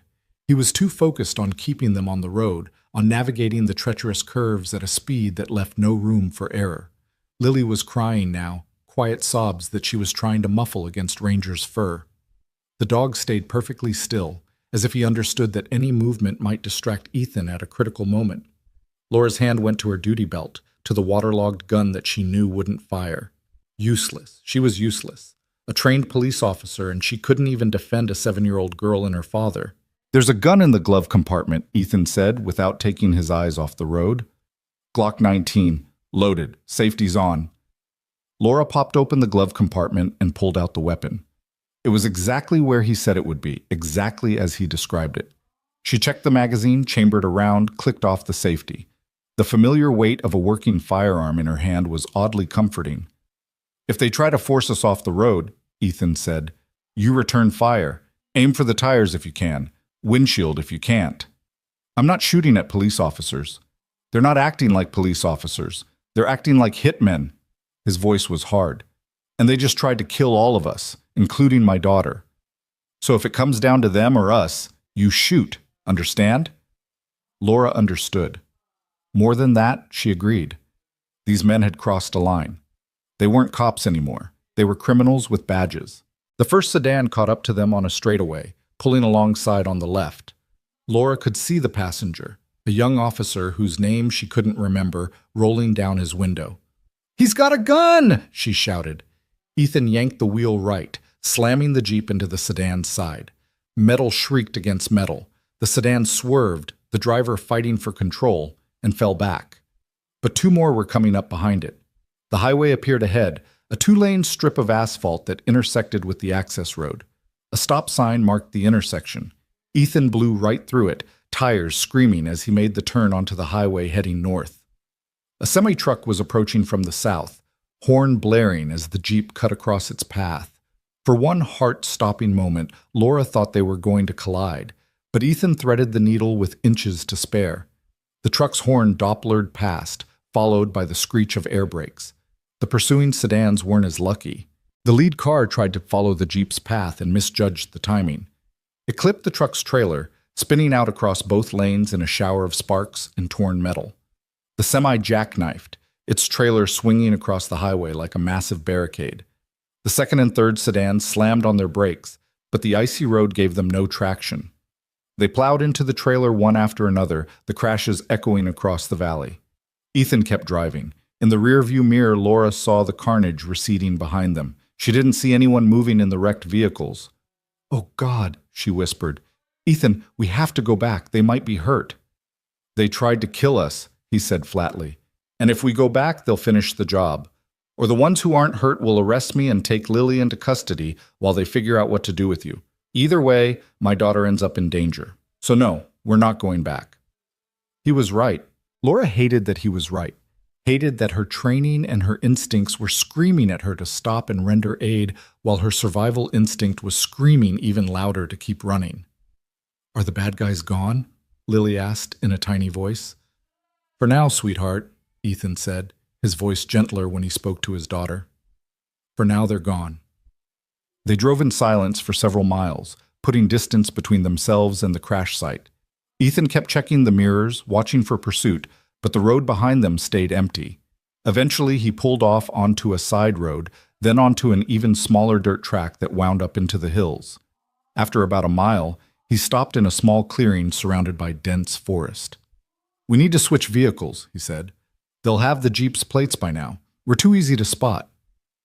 "Switch to what?" Laura asked, looking around at the empty forest. "Give me a minute." Ethan pulled out the burner phone from his pocket and dialed a number from memory. The call was answered on the second ring. "Yeah, it's me," Ethan said.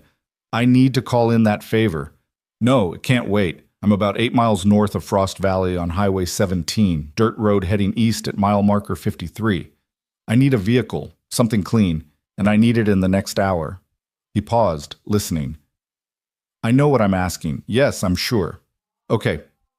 Thanks, brother." He hung up and turned to Laura. "We wait here. My contact will bring us something we can use." "Who's your contact?" "Guy I served with in Afghanistan. He runs a used car lot now, mostly deals in cash sales, doesn't ask questions. He'll help us." Laura nodded, too tired to argue. Her adrenaline was crashing, leaving her feeling hollowed out and shaky. Every injury from the past 24 hours was making itself known. Her wrist throbbed, her ribs ached, and her head was pounding where she'd hit it during the crash. Beside her, Lily had finally stopped crying. She sat in the back seat with her arms around Ranger, staring at nothing. The blank look on her face terrified Laura more than the tears had. "Lily," Laura said softly, turning in her seat. "Hey, sweetheart. You okay?" "I want to go home," Lily whispered. "I want my room and my toys, and I want everything to be normal again." Ethan reached back and took his daughter's hand. "I know, baby, I know, and we will go home, I promise. But right now we need to be somewhere else for a little while." Why are those people so mean? Why do they want to hurt Officer Laura? Because Officer Laura is trying to stop them from doing bad things. And sometimes when you stand up to bad people, they try to hurt you. But that doesn't mean you should stop standing up. It means you have to be smarter and stronger and braver than they are. Is that what you did in the Army? Stand up to bad people?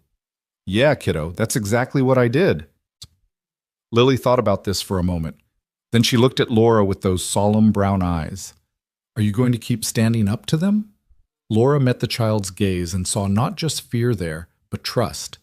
This little girl believed that Laura was a hero, someone who would make things right. The weight of that trust was almost crushing. Yes, Laura said, I'm going to stop them, I promise. Good. Lily nodded decisively, then burrowed back into Ranger's fur. They waited in the clearing for 45 minutes. The sun was starting to set, painting the sky in shades of orange and purple. The temperature was dropping fast, and without the engine running, the Jeep was quickly becoming an icebox. Ethan had them huddled together in the back seat for warmth, with Ranger sprawled across their laps like a furry blanket. They ate energy bars from the emergency kit and drank water that was so cold it hurt Laura's teeth. What's the plan? Laura asked quietly, speaking over Lily's head. The little girl had finally dozed off, exhausted by fear and adrenaline crash. Get to a safe location, somewhere they won't think to look. Then we figure out how to get you in contact with your friend at state police without tipping off Reeves. He'll be monitoring all police channels. If I call any official number, he'll know. So we don't use official channels. We use the phone I gave you from the cache. It's a burner, untraceable. We find your friend's personal cell number and call her directly. I don't know her personal number. It would be in my phone, which is at the bottom of the river.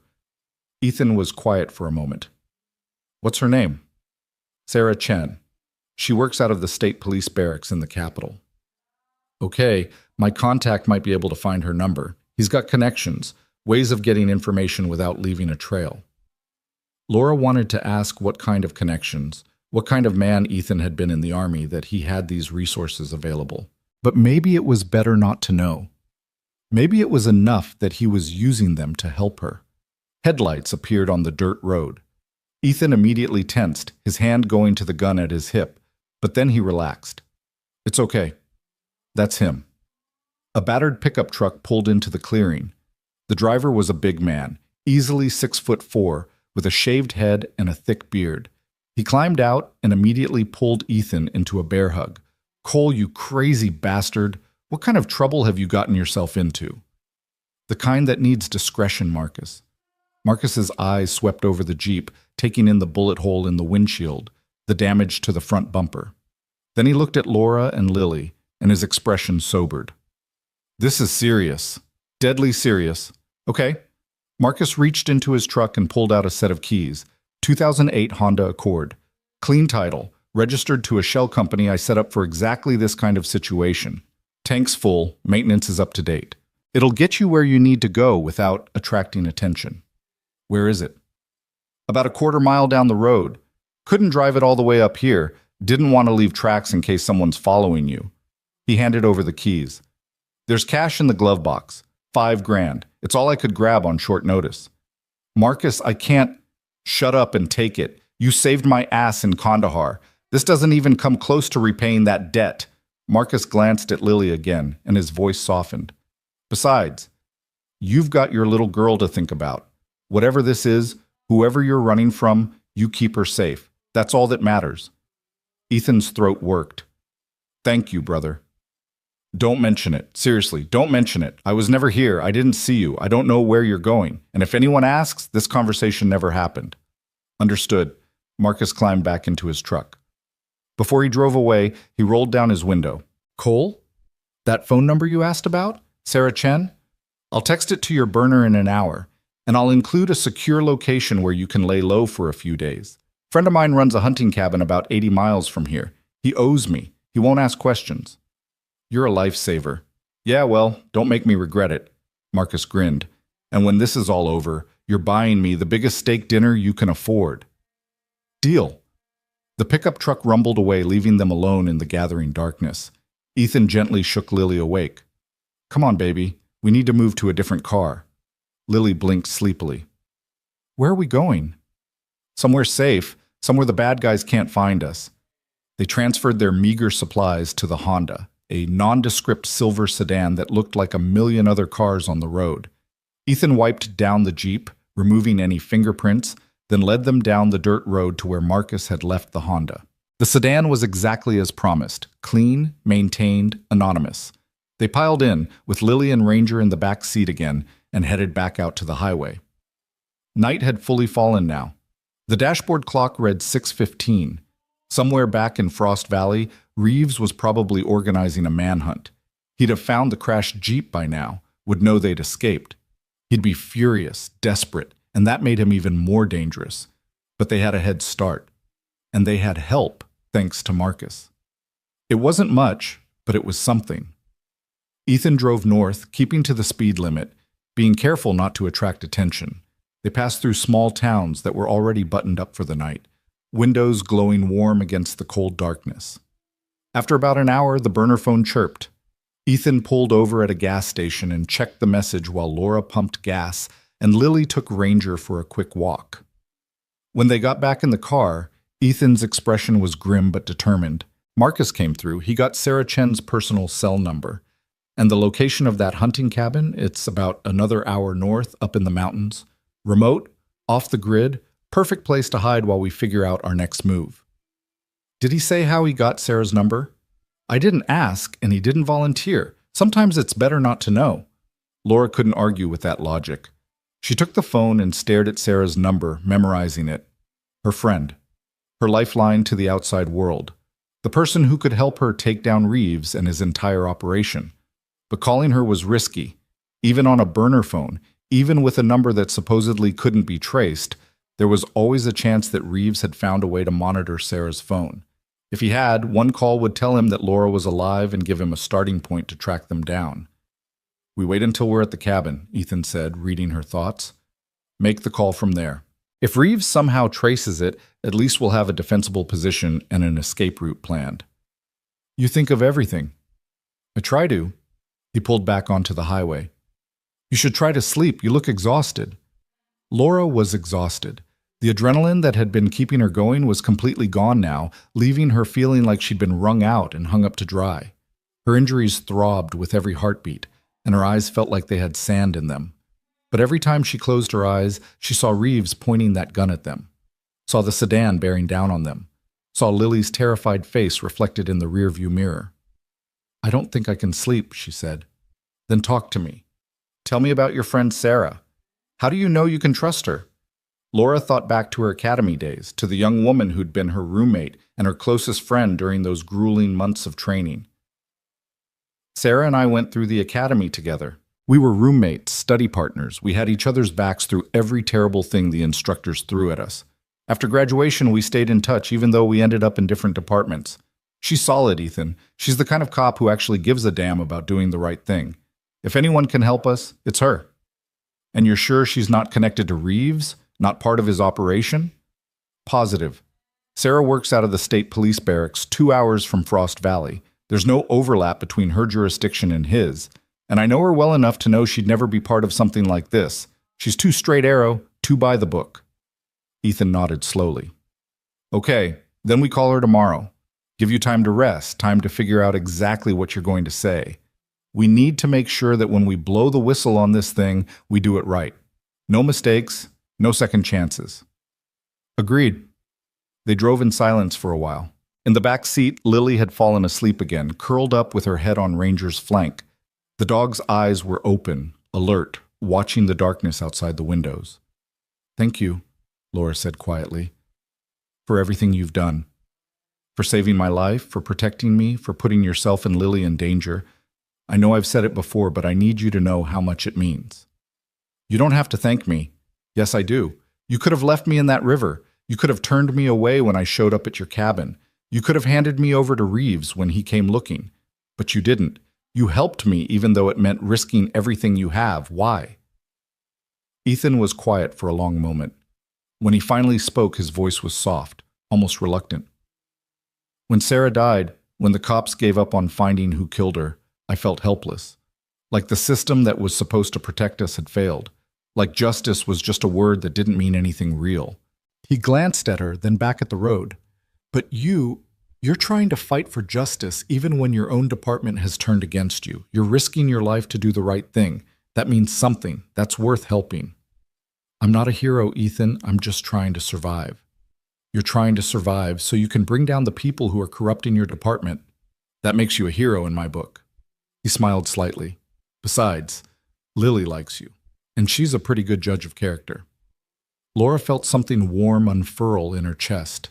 It wasn't gratitude exactly, or even friendship. It was something else, something she didn't have a name for. A connection forged in crisis, tempered by danger. The GPS on Ethan's phone directed them off the highway and onto progressively smaller roads. They climbed into the mountains, winding through dense forest, until finally the GPS announced they'd reached their destination. The hunting cabin was small and weathered, nestled in a clearing surrounded by pine trees. It looked abandoned, but when Ethan tried the door, it opened easily. Inside was basic but clean. A main room with a kitchenette and wood stove, 2 small bedrooms, a bathroom with a hand pump for water. "No electricity," Ethan observed, "but there's a generator out back. We'll run it sparingly, just for essentials. Don't want to attract attention with lights or noise." They carried their supplies inside and got the wood stove going. Within an hour, the cabin was warming up, becoming almost cozy. Ethan made sandwiches from supplies Marcus had left in the Honda, and they ate sitting around the wood stove. Lily was more animated now that they were inside and warm. She asked 1,000 questions about the cabin, about why there was no TV, about whether they could go exploring in the woods tomorrow. Ethan answered patiently, never once letting her see how worried he was. But Laura could see it in the tension in his shoulders, in the way his eyes kept drifting to the windows, checking for threats. He was running on fumes, just like she was. The only difference was he was used to it, trained to push through exhaustion and fear to focus on the mission. And right now, his mission was keeping his daughter safe. After dinner, Ethan set up sleeping arrangements. Lily, you take the bedroom on the left. Laura, you take the one on the right. I'll sleep out here in the main room. Keep watch. Dad, I'm scared, Lily said. Can I sleep with you? Of course, baby. He scooped her up and carried her to the bedroom, tucking her into the sleeping bag that Marcus had thoughtfully included with the supplies. Laura used the bathroom. The hand pump worked, though the water was shockingly cold, and then settled into her own sleeping bag. Every muscle in her body ached, and her injured wrist was throbbing again. She needed pain medication, needed rest, needed about 12 hours of uninterrupted sleep, but her mind wouldn't stop racing. Tomorrow she'd call Sarah. Tomorrow she'd start the process of taking down Reeves and his operation. Tomorrow she'd begin fighting back, if she survived that long. She must have dozed off despite her racing thoughts, because when she opened her eyes again, the cabin was dark and quiet. According to her watch, it was just past 3 in the morning. She could hear Ethan moving around in the main room, quietly, trying not to wake anyone, but Laura's cop instincts picked up on it immediately. She got up and padded to the doorway. Ethan was standing by the window, looking out at the moonlit forest. He'd pulled on his jacket and boots, and there was a rifle leaning against the wall beside him. Can't sleep? Laura asked softly. He turned, not startled. He'd probably heard her get up. Just doing a perimeter check, making sure we're secure. See anything? No, which is good, but also makes me nervous. They should be looking for us by now. Should have roadblocks, search teams. The fact that it's quiet either means they haven't figured out where we went, or they're being strategic, waiting for us to make a mistake. Laura moved to stand beside him at the window. The forest was beautiful in the moonlight, pristine and peaceful. Hard to believe that somewhere out there, men with guns were hunting them. What was she like? Laura asked. Your wife. Ethan was quiet for so long that Laura thought he wasn't going to answer. Then he spoke, his voice barely above a whisper. She was light. That's the best way I can describe it. She was sunshine and laughter and everything good in the world. She made me better, made me want to be better. And when she died, the light went out. He paused. Except for Lily. Lily's got her mother's light. That's what keeps me going. She seems like an amazing kid. She is. Sometimes I look at her and I see Sarah so clearly it hurts. The same smile, the same way of tilting her head when she's thinking, the same absolute certainty that the world is fundamentally good and people are fundamentally kind. His jaw tightened. I'm terrified that this, what's happening right now, will break that certainty. Will teach her that the world isn't safe, that people can't be trusted. Kids are resilient, Laura said. She'll be okay. Will she? I've spent 3 years trying to give her a stable, safe life, trying to make sure she never has to see the ugly side of the world. And now, because I helped you, which I don't regret, don't get me wrong, she's caught up in a manhunt. She watched armed men chase us. She heard gunshots. She's sleeping in a strange cabin in the middle of nowhere because it's not safe to go home. I'm sorry, Laura said. I'm so sorry I brought this into your life. Don't apologize. You didn't bring this. Reeves and his people did. Ethan turned to look at her. But I need you to promise me something. When this is over, when you've brought them down and justice has been served, you'll disappear from our lives. Lily's already getting attached to you. She thinks you're some kind of superhero. If you stick around, if you become a permanent fixture, and then something happens to you because of your job, it'll destroy her. She can't lose another person she cares about. The words hit Laura like a physical blow. Because somewhere in the back of her mind, she'd been imagining what might come after, had been thinking about these two people who'd risked everything for her, wondering if maybe they could be something more than temporary allies. Wondering if maybe, when the danger passed, there could be something here worth exploring. But Ethan was right. Lily couldn't afford to lose anyone else, and Laura's job was dangerous even on a good day. Getting involved with this family would be selfish, would put them at risk. Okay, she said quietly. When this is over, I'll disappear. You have my word. Ethan nodded, then turned back to the window. They stood in silence for a while, watching the moonlight on the snow. Finally, Laura went back to her room. But sleep didn't come easy. She lay in the darkness, listening to the wind in the trees, and tried not to think about what she was giving up before she even had a chance to have it. Morning came too soon. Laura woke to the smell of coffee and found Ethan already up, heating water on the wood stove. Lily was still asleep in the other bedroom, and Ranger was curled up outside her door like a furry guardian. "Morning," Ethan said. "Coffee?" "Please." He poured her a cup of instant coffee. It was terrible, but it was hot and caffeinated, so Laura wasn't complaining. They sat at the small table and Ethan pulled out the burner phone. "Time to make the call," he said. "You ready?" Laura took a deep breath. "Ready as I'll ever be." She dialed Sarah's number, and her heart pounded as the phone rang once, twice, 3 times.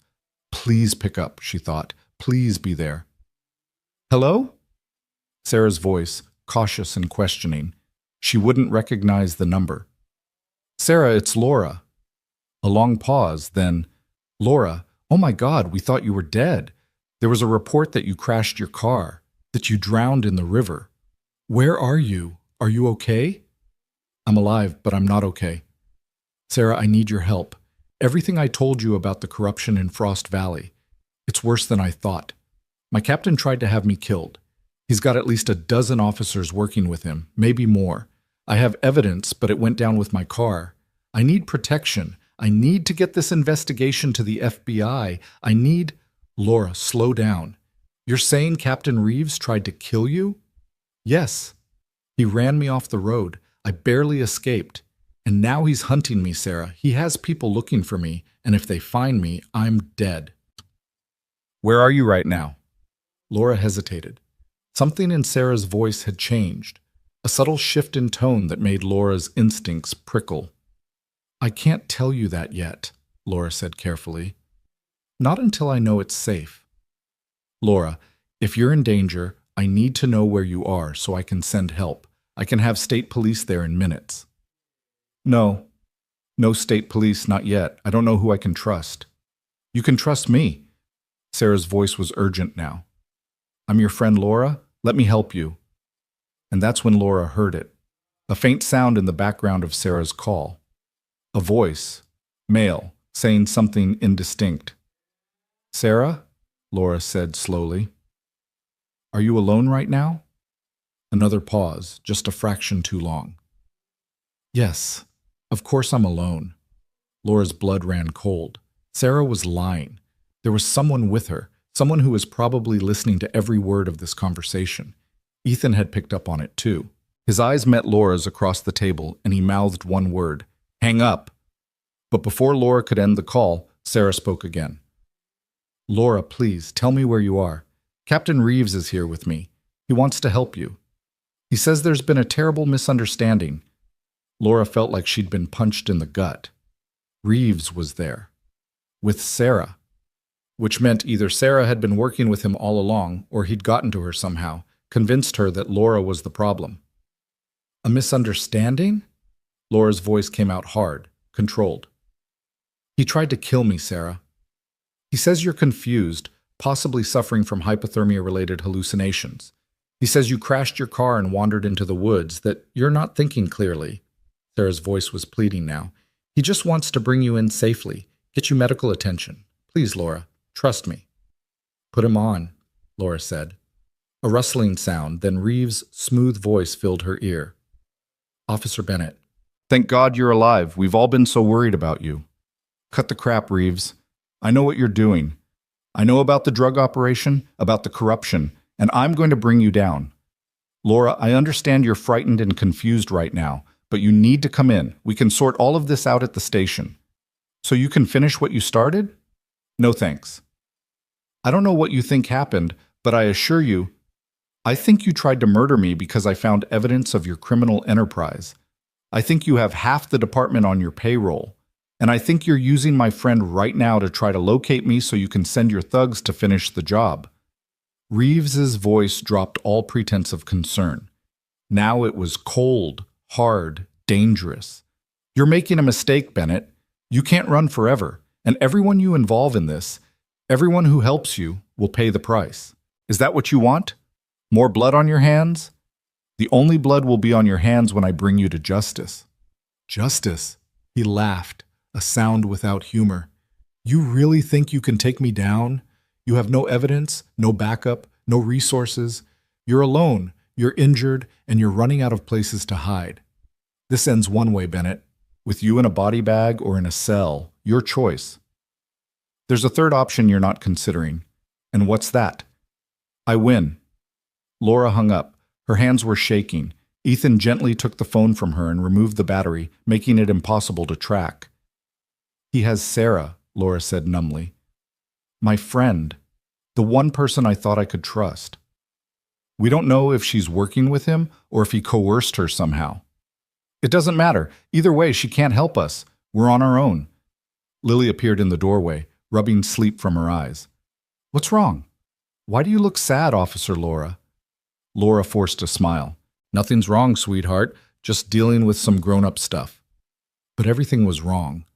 Her one lifeline to legitimate law enforcement was compromised. Reeves knew she was alive, knew she was trying to fight back, and he'd made it clear that he'd hurt anyone who helped her, which meant Ethan and Lily were in even more danger than before. We need to leave, Laura said. Now, he'll be tracing that call, triangulating the cell tower. We've got maybe an hour before... She was interrupted by the sound of vehicles approaching. Multiple vehicles, engines growling through the forest. They'd found them. Ethan moved with the speed of a man who'd trained for exactly this scenario. Lily, grab your coat and boots. Right now. Don't ask questions. Laura was already at the window, peering through the gap in the curtains. 3 vehicles were coming up the mountain road, 2 black SUVs and a sedan. Moving fast, but not recklessly, like they knew exactly where they were going. How did they find us so quickly? Laura's mind raced through possibilities. We pulled the battery from the phone. Doesn't matter now. Ethan had his rifle in one hand and was shoving supplies into a backpack with the other. The cabin backs up to National Forest. We go out the rear window, head into the trees. They'll have to follow on foot, which gives us an advantage. They'll have more people, more guns. But they don't know this terrain, and I do. Marcus and I used to hunt up here. He tossed Laura a heavy winter jacket from the closet. Put this on. Lily, come here, baby. Lily emerged from the bedroom, her face pale but her jaw set with determination that was heartbreaking in someone so young. She was already wearing her pink parka and boots. Ranger stood beside her, hackles raised, a low growl rumbling in his chest. Are we running again? Lily asked. Yeah, sweetheart, we're running again. Ethan knelt down to her level. Remember the games we used to play in the woods?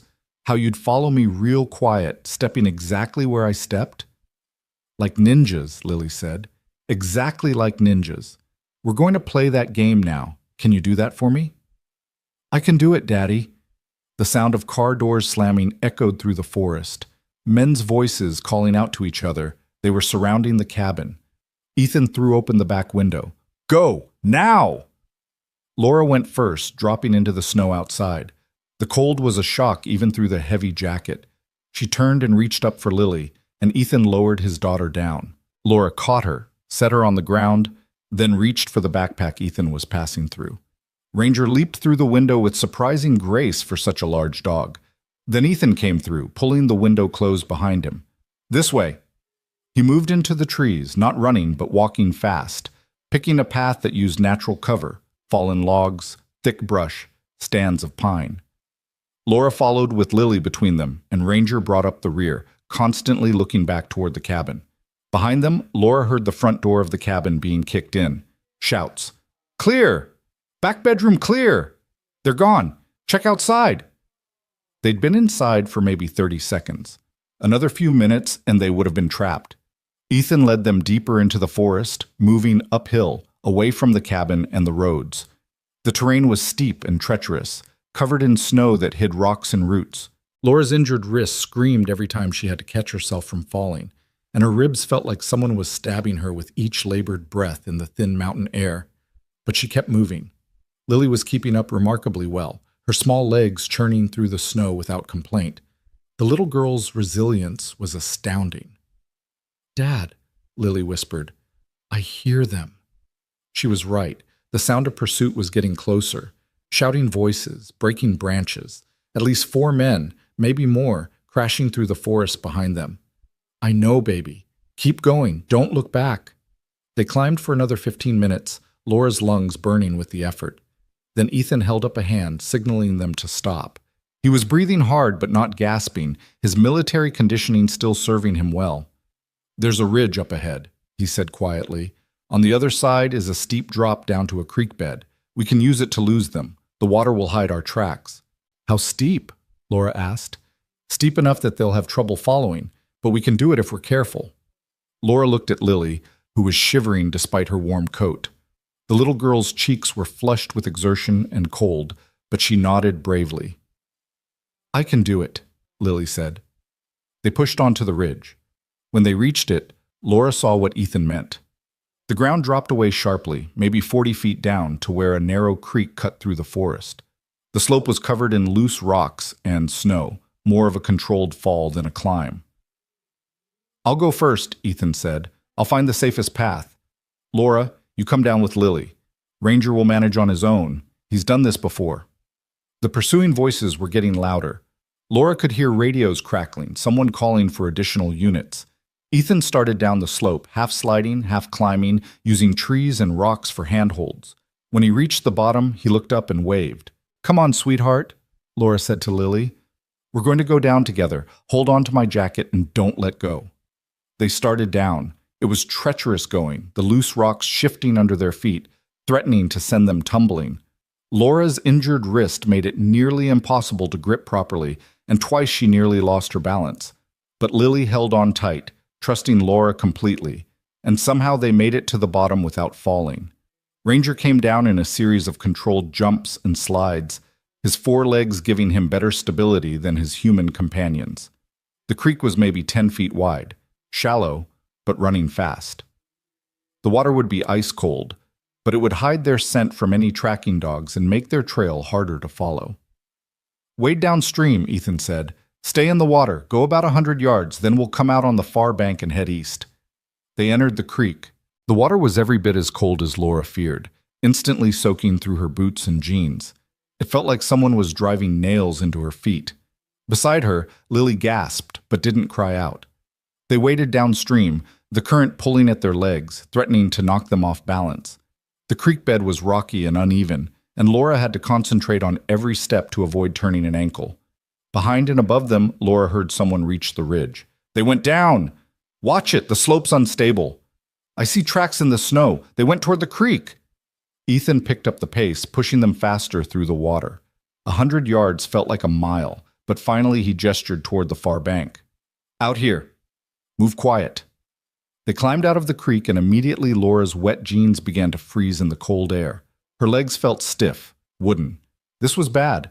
This was hypothermia territory again, and they didn't have time to build a fire or find shelter. But Ethan was already moving, leading them into a dense stand of pines where the snow wasn't as deep. He stopped and pulled off his backpack, digging through it until he found 2 emergency blankets, thin sheets of reflective material designed to retain body heat. "Wrap these around your legs," he told Laura and Lily. "Under your pants. It'll help." It was awkward and uncomfortable, but the blankets did help, trapping what little warmth remained. Ethan pulled out energy bars and made them eat, replacing the calories they were burning trying to stay warm. "How far to civilization?" Laura asked quietly while Lily was distracted by Ranger. "There's a ranger station about 5 miles east. If we can reach it, we can get help. Real help, not corrupt cops." 5 miles in this terrain, in the cold, with a 7-year-old? You have a better idea? Laura didn't. They were out of options, out of places to hide. The ranger station was their best bet.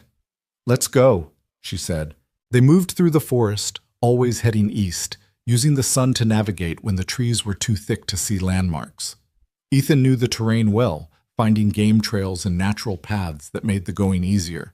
But it was still brutal. Steep climbs, difficult descents, constant vigilance for pursuit. Lily was flagging. Laura could see the exhaustion in the way the little girl's steps were getting shorter. the way she was leaning more heavily on her father when the terrain got rough. But she never complained, never asked to stop. After about 2 hours, they heard a helicopter. "Get under cover," Ethan hissed. They pressed themselves into a thicket of evergreens, the branches hanging low enough to hide them from aerial view. The helicopter passed overhead. Laura caught a glimpse of it through the branches, a state police bird. But that meant nothing. If Reeves had reached high enough in the state police to compromise Sarah, he might have access to other resources too. The helicopter circled the area for several minutes before flying off to the south. When the sound of its rotors faded, they moved again. By early afternoon, they were all past the point of exhaustion. Laura's legs felt like lead, and every breath was a struggle against the cold air and her aching ribs. Lily had stopped talking entirely, just focused on putting one foot in front of the other. Even Ranger looked tired, his tail drooping. Ethan called a halt in a small clearing where the sun penetrated the canopy. "We need to rest, just for a few minutes." They collapsed against a fallen log. Ethan pulled out the last of their food, some crackers and jerky that Marcus had included in the supplies, and divided it among them. It wasn't nearly enough, but it was something. "Daddy, I'm so tired," Lily said, her voice small. "I know, baby, but we're almost there. Just a couple more miles and we'll be safe." "You promise?" Ethan's face was anguished. Laura realized he was a man who never made promises he couldn't keep, and right now he couldn't guarantee their safety. Couldn't guarantee anything except that he'd fight with everything he had to protect his daughter. "I promise I'll do everything in my power to keep you safe," he said finally. "That's all I can promise, Lily, but it's a promise I'll keep no matter what." Lily nodded, accepting this. She leaned against her father, and he wrapped his arms around her, holding her close. Laura looked away, giving them privacy in their moment. She pulled out the burner phone and stared at it, even though the battery was still disconnected. Somewhere out there was Sarah, either betraying her or being used as a pawn. Somewhere out there was Reeves coordinating this manhunt, determined to silence her permanently. And somewhere out there was the truth, evidence of corruption, of drug trafficking, of abuse of power. Evidence that could bring down an entire network of dirty cops, but only if she lived long enough to expose it. "We should move," Ethan said after about 10 minutes. "The longer we stay still, the more likely they'll catch up." They hauled themselves to their feet and continued east. The sun was starting to descend toward the horizon, and with it the temperature was dropping fast. They needed to reach the ranger station before dark. Being caught out in these mountains at night without proper gear would be a death sentence. Around 4 o'clock, they finally saw it. A small building through the trees, smoke rising from its chimney. The ranger station. "Wait here," Ethan said. "Let me scout it first. Make sure it's safe." He approached the station carefully, circling it from a distance, checking for vehicles or signs of occupation.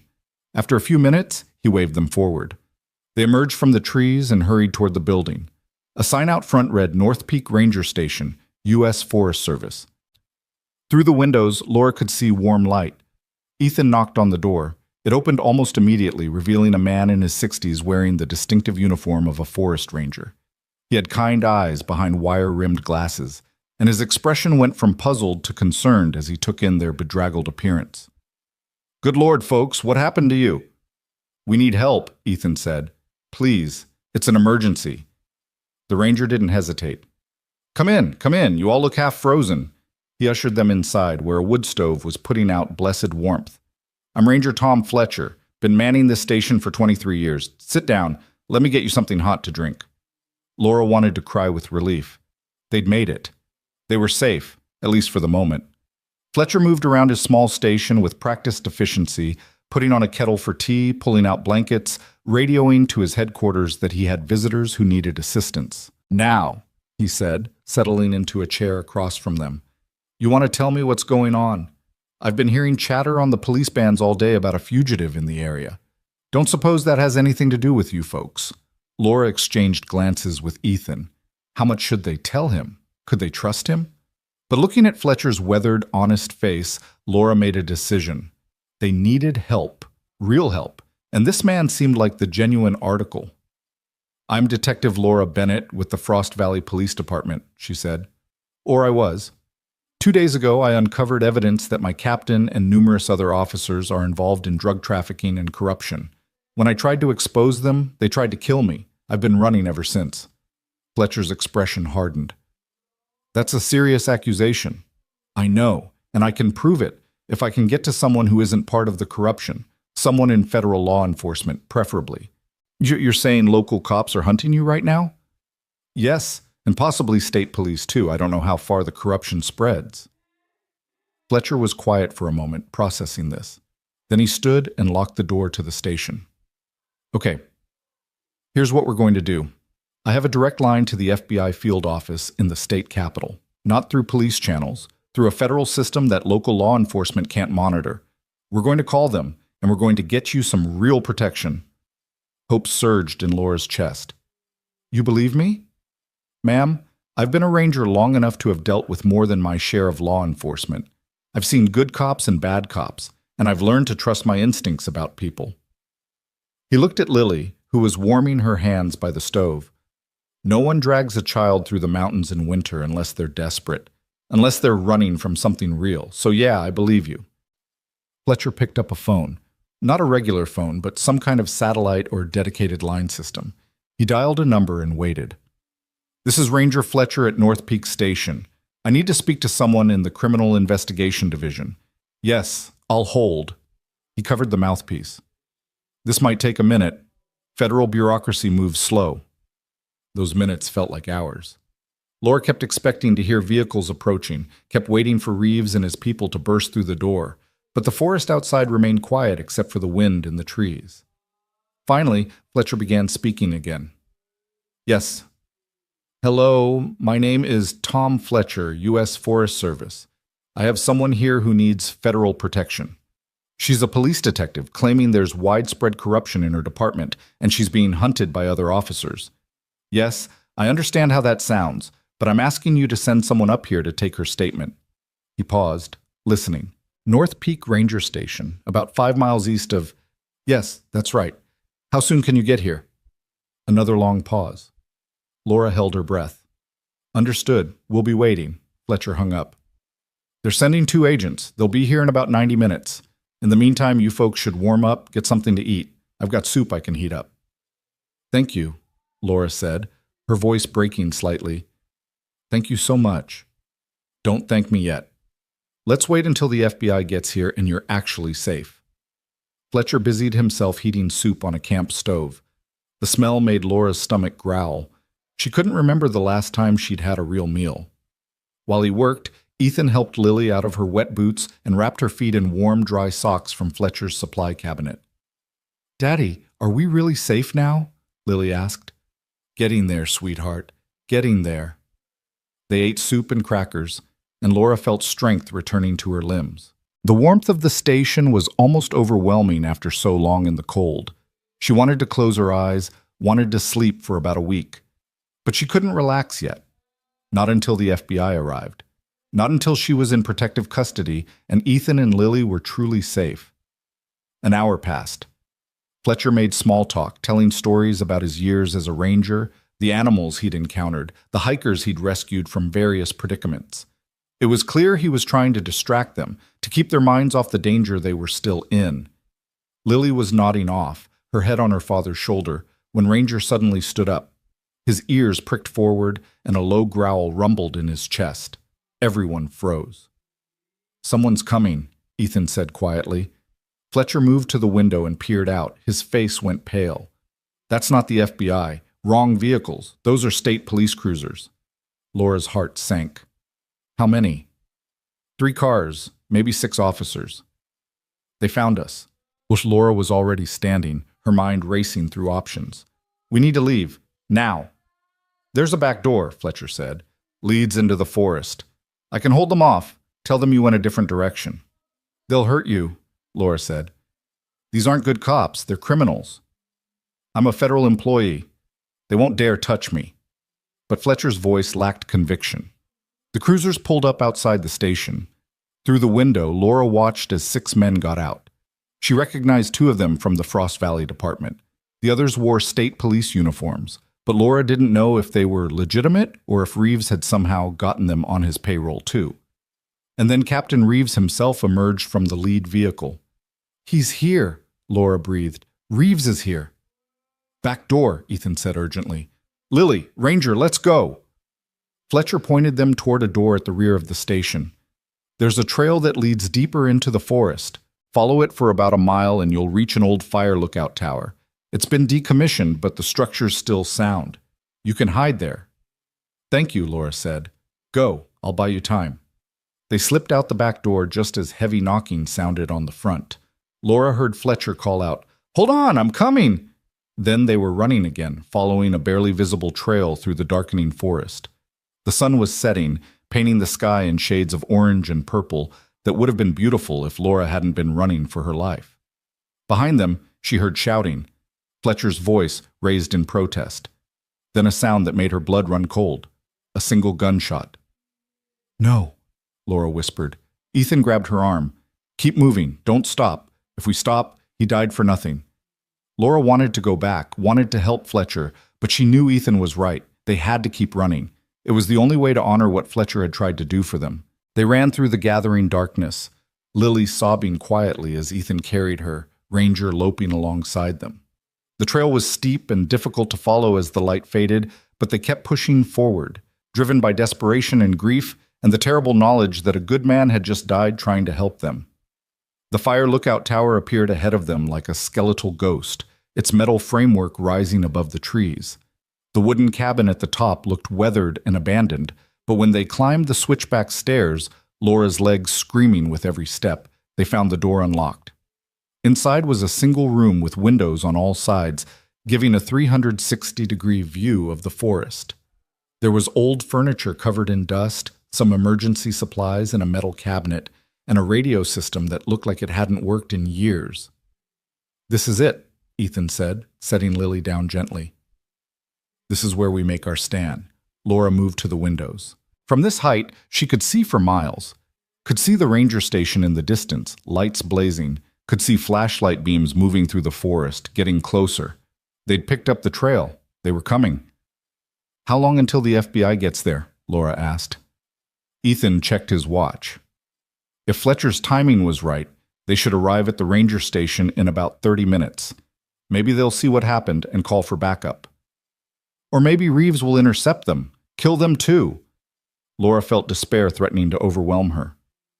This has to stop. I can't let anyone else die because of me. This isn't because of you, Ethan said firmly. This is because of them, because they chose corruption over honor, murder over justice. You didn't make these choices. They did. Doesn't matter whose fault it is if we're all dead. We're not dead yet. Ethan opened the emergency cabinet and pulled out what looked like flare guns. And we're not going down without a fight. He handed Laura one of the flare guns, then started checking the other supplies. There were emergency blankets, first aid kits, water bottles, and surprisingly, a box of shotgun shells, but no shotgun. Someone took the gun but left the ammo, Ethan muttered. Figures. The flashlight beams were getting closer. Laura could hear voices now, calling out to each other, coordinating their search. They'd be at the tower in minutes. Ethan pulled Lily close. Baby, I need you to hide. There's a storage closet over there. Get inside and close the door. No matter what you hear, no matter what happens, you stay hidden until Officer Laura or I come get you. Understand? I'm scared, Daddy. I know, I'm scared too. But you're the bravest girl I know, and you're going to be okay. I promise. He kissed her forehead. Go on now. Ranger will stay with you. Lily scrambled into the closet, and Ranger followed her. Ethan closed the door most of the way, leaving it open just a crack for air. Then he and Laura positioned themselves at opposite windows, watching the approaching lights. When they come, Ethan said quietly, we don't fire unless they fire first. We're not killers, we're survivors. Agreed. The lights reached the base of the tower. Laura counted at least 8 men, maybe more, all armed, all willing to kill. Captain Reeves' voice echoed up from below. Bennett, I know you're up there. It's over. Come down and we can end this peacefully. Peacefully? Laura shouted back. You shot Ranger Fletcher, a federal employee. You really think you can come back from that? Fletcher was unfortunate collateral damage. He shouldn't have gotten involved. Don't make the same mistake he did, Cole. This last was directed at Ethan. You're a civilian. You have a daughter. Walk away now, and I'll let you both live. You'll let us live? Ethan's voice was filled with contempt. You'll hunt us down just like you're hunting Laura. We're witnesses. We're loose ends. Men like you don't leave loose ends. Then I guess we do this the hard way. A shot rang out, punching through one of the tower windows. Laura and Ethan both dropped flat. So much for not firing first, Laura muttered. More shots followed, a sustained barrage that shattered most of the windows and sent splinters of wood flying through the air. Laura covered her head, waiting for the shooting to stop. When it did, there was a moment of eerie silence. Then Reeves called out again. Last chance, Bennett! Give yourself up! The man and his kid can walk away. Laura looked at Ethan. He was bleeding from a cut on his cheek where a piece of glass had hit him, but his eyes were clear and determined. Don't you dare, he said. Don't you dare even think about surrendering. Ethan, he'll kill you and Lily anyway, but if I give myself up, maybe I can buy you time to escape. And maybe he kills all of us anyway. You go down there, you die. At least here we have a fighting chance. Laura knew he was right, but the thought of that little girl in the closet, terrified and alone, listening to bullets tear through the tower, it was almost more than she could bear. She raised her voice. Reeves, you want me? Then come get me. But I'm warning you, I'm not going quietly. Reeves laughed. Brave words from a dead woman. Boys, light it up. At first, Laura didn't understand what he meant. Then she smelled it. Smoke. They were setting fire to the tower. Horror washed over her. The old wooden structure would go up like kindling. They'd be burned alive if they stayed, picked off like fish in a barrel if they tried to escape down the stairs. The flare gun, Laura said suddenly. Give me the flare gun. What are you? Trust me. Ethan tossed her the flare gun. Laura loaded it, moved to the window facing away from where Reeves and his men were positioned, and fired straight up into the darkening sky. The flare arced upward, a brilliant red star that would be visible for miles. Then she loaded the second flare and fired it too. What are you doing? Ethan asked. Sending a signal. The FBI agents. If they're anywhere in the area, they'll see that. They'll come investigate. And if they don't, then we die. But at least we tried. The smoke was getting thicker now. Flames were beginning to lick up the sides of the tower. Heat was building in the small cabin. We can't stay here, Ethan said. The closet, Laura realized. Get Lily out of the closet. Ethan yanked open the closet door. Lily tumbled out, coughing, Ranger right behind her. The smoke was worse near the floor, where they'd been hiding. We have to go down, Laura said. We'll have to fight our way through them. Against 8 armed men? We'll never make it. You have a better idea? Before Ethan could answer, they heard new sounds from below, shouting, gunfire, but not directed at the tower. And then a voice amplified through a megaphone. FBI, drop your weapons. You are surrounded. Laura's heart leapt. They'd seen the flares. The FBI had come. The firefight below lasted maybe 2 minutes, though it felt like forever. When it ended, the night was filled with the sounds of sirens and the rotating flash of emergency lights. A voice called up to the tower. This is Special Agent Rodriguez, FBI. Is anyone up there? Yes, Laura shouted. 3 people and a dog. The tower's on fire. We need to get down. We're sending someone up. Hold tight. 2 FBI agents in tactical gear climbed the tower stairs, moving fast despite the heat and smoke. They helped Laura, Ethan, Lily, and Ranger down, covering them as they descended through the smoke and flames. At the bottom, Laura saw Reeves on his knees, hands cuffed behind his back, surrounded by FBI agents. His face was a mask of fury. When he saw Laura, he lunged toward her, but agents held him back. This isn't over, he screamed. You think you've won? You think this is over? Special Agent Rodriguez, a woman in her 40s with iron gray hair and sharp eyes, stepped between them. It's over, Captain Reeves. We've been investigating your organization for 6 months. Detective Bennett's attempted murder was the break we needed. We have enough evidence to bring down your entire network. Laura stared at her. You've been investigating, but how? We had an undercover agent in your department, Officer Webb. Marcus Webb, Laura's partner. The man who'd worked cases with her, shared coffee with her. He'd been FBI all along. But I thought, you were never really in danger from us, Rodriguez said. Webb was keeping tabs on you, making sure Reeves didn't succeed in silencing you. When you went into the river, he reported it immediately. We've been tracking the search parties ever since, gathering evidence, documenting every crime they committed while hunting you. The murder of Ranger Fletcher was the final piece we needed to make federal charges stick. Laura's legs gave out. She sat down hard in the snow, overwhelmed by the enormity of what Rodriguez was saying. It was over. It was really over. Ethan sat down beside her, Lily in his arms. The little girl was crying, but they were tears of relief now, rather than fear. Is it really over, Daddy? Lily asked. Are the bad guys really caught?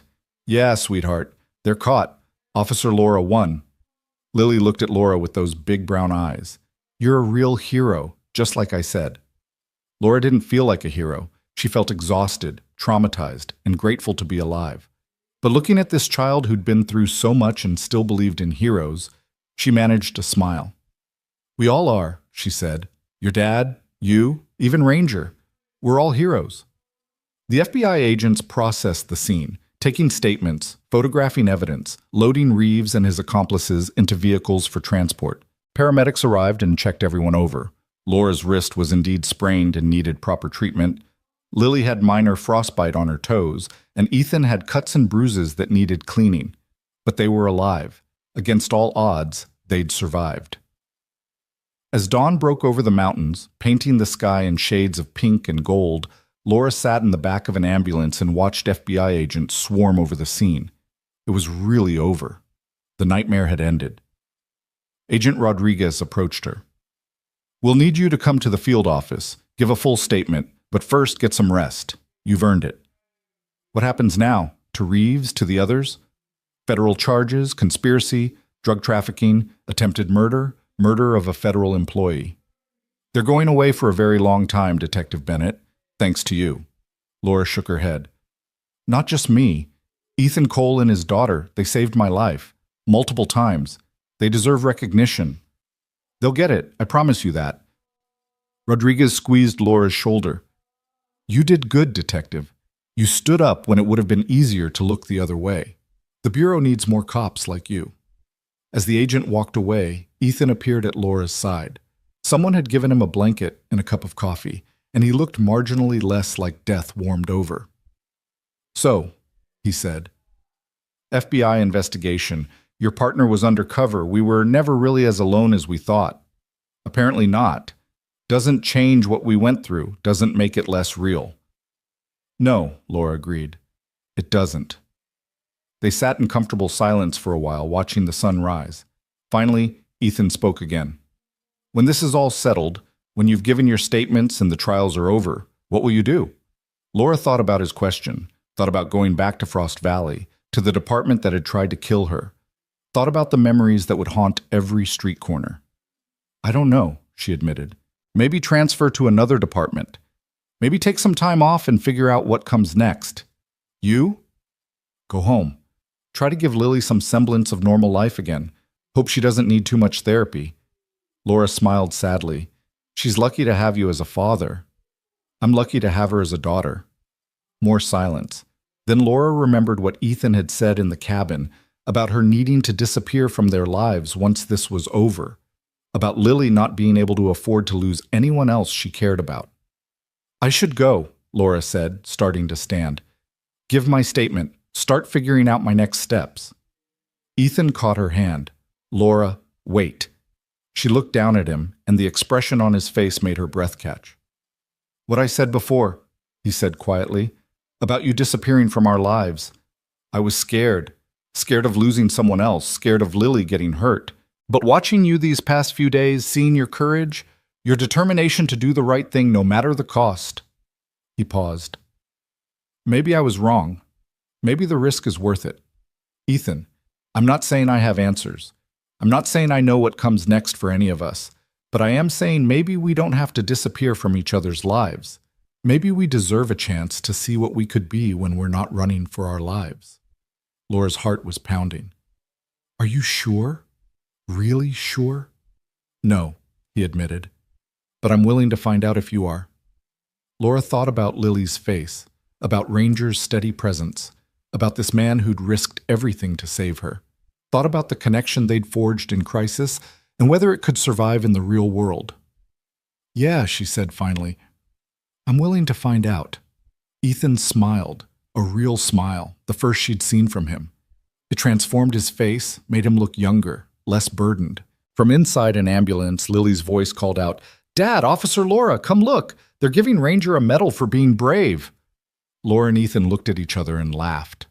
Whatever came next, whatever challenges they'd face, at least they'd face them together. That was enough. For now, it was more than enough. They walked toward the ambulance hand in hand, ready to begin whatever came next. The ceremony honoring Ranger took place right there in the mountains, with FBI agents and paramedics gathered around the German Shepherd, who sat proudly while a temporary badge was pinned to his collar. It was impromptu and unconventional, but Agent Rodriguez insisted that heroism deserved immediate recognition, not bureaucratic delays.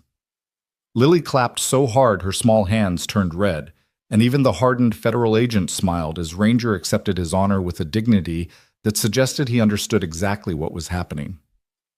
"He's officially a hero now," Lily announced to anyone who would listen. "My dog is a real police dog hero."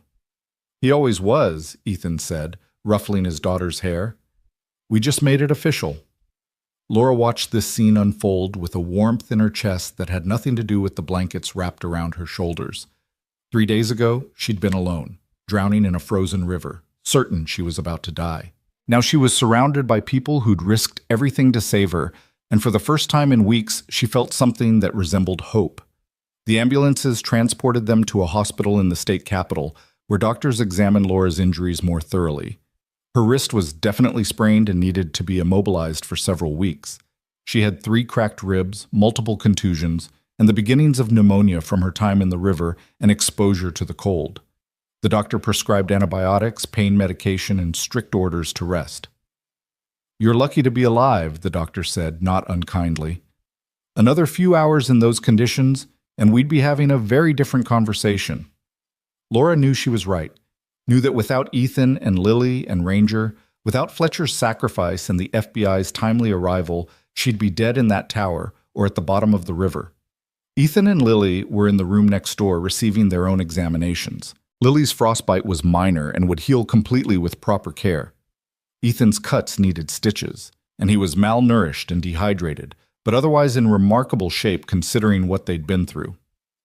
When the doctors finally released them, with stern warnings about follow-up appointments and taking it easy, Agent Rodriguez was waiting in the hallway.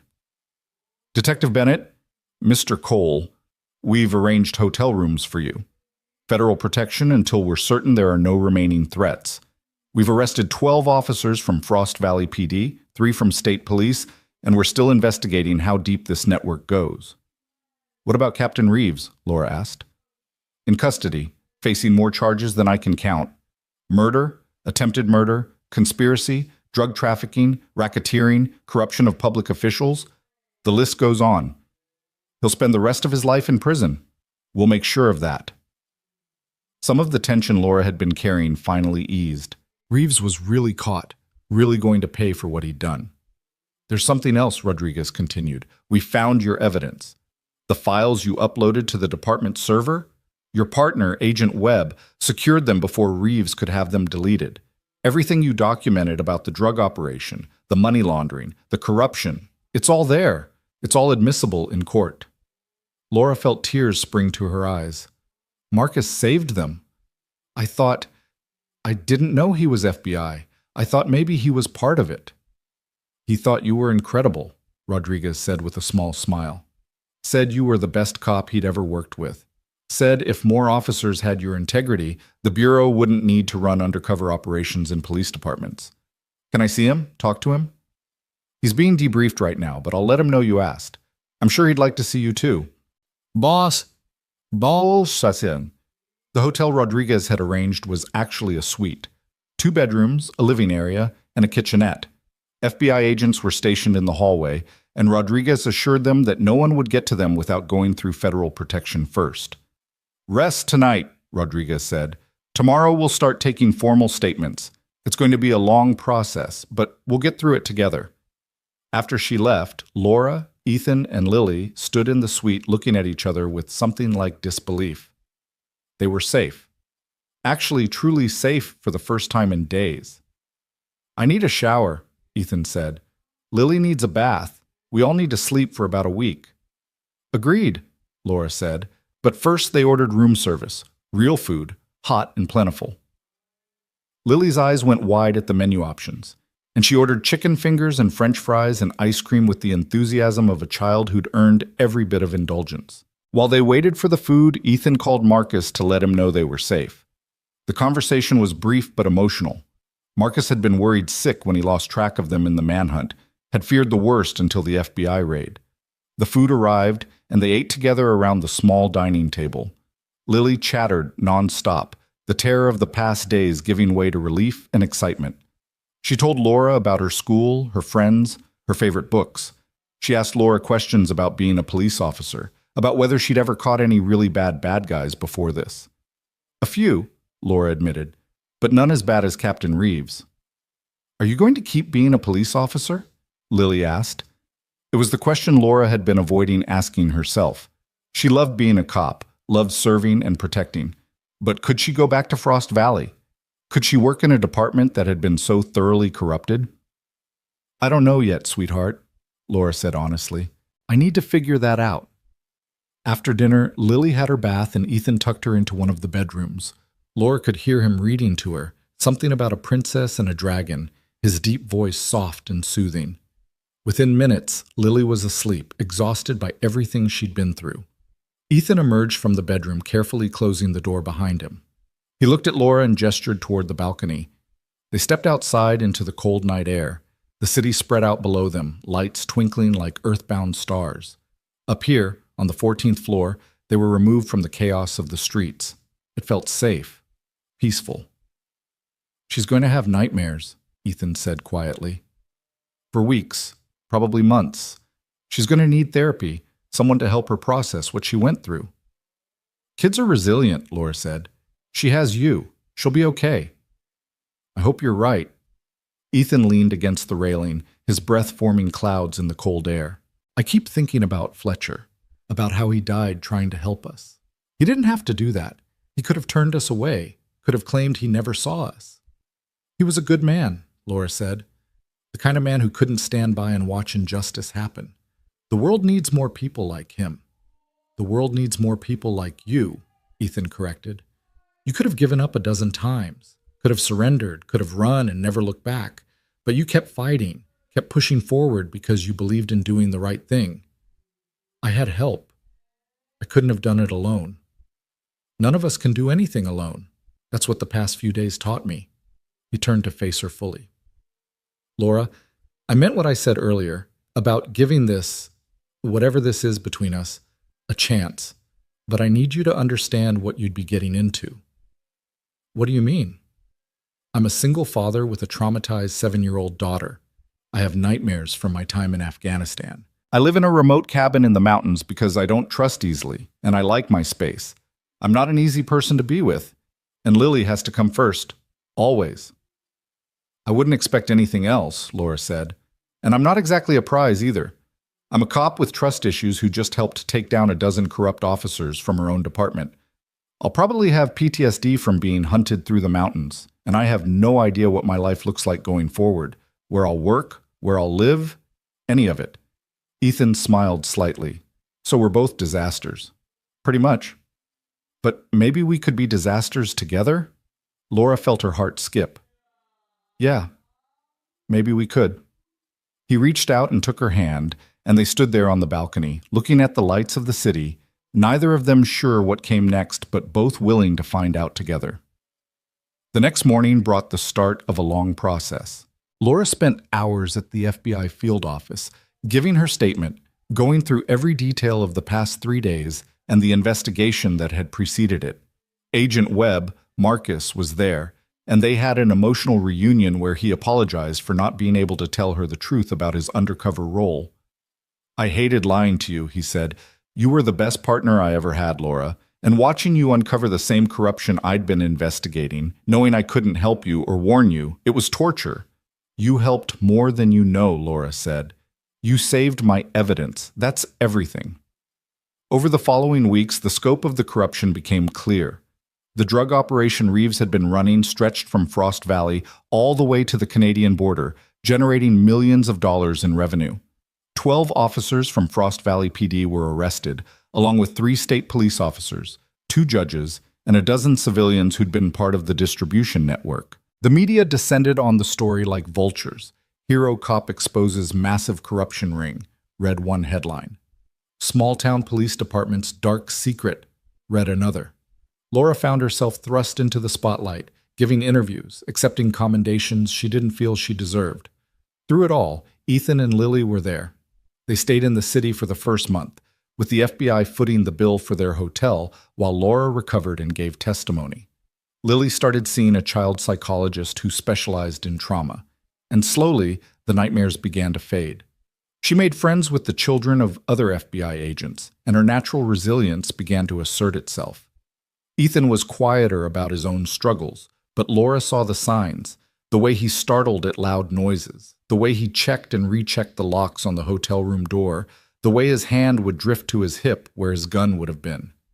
They were all carrying scars from what they'd been through, but they were carrying them together.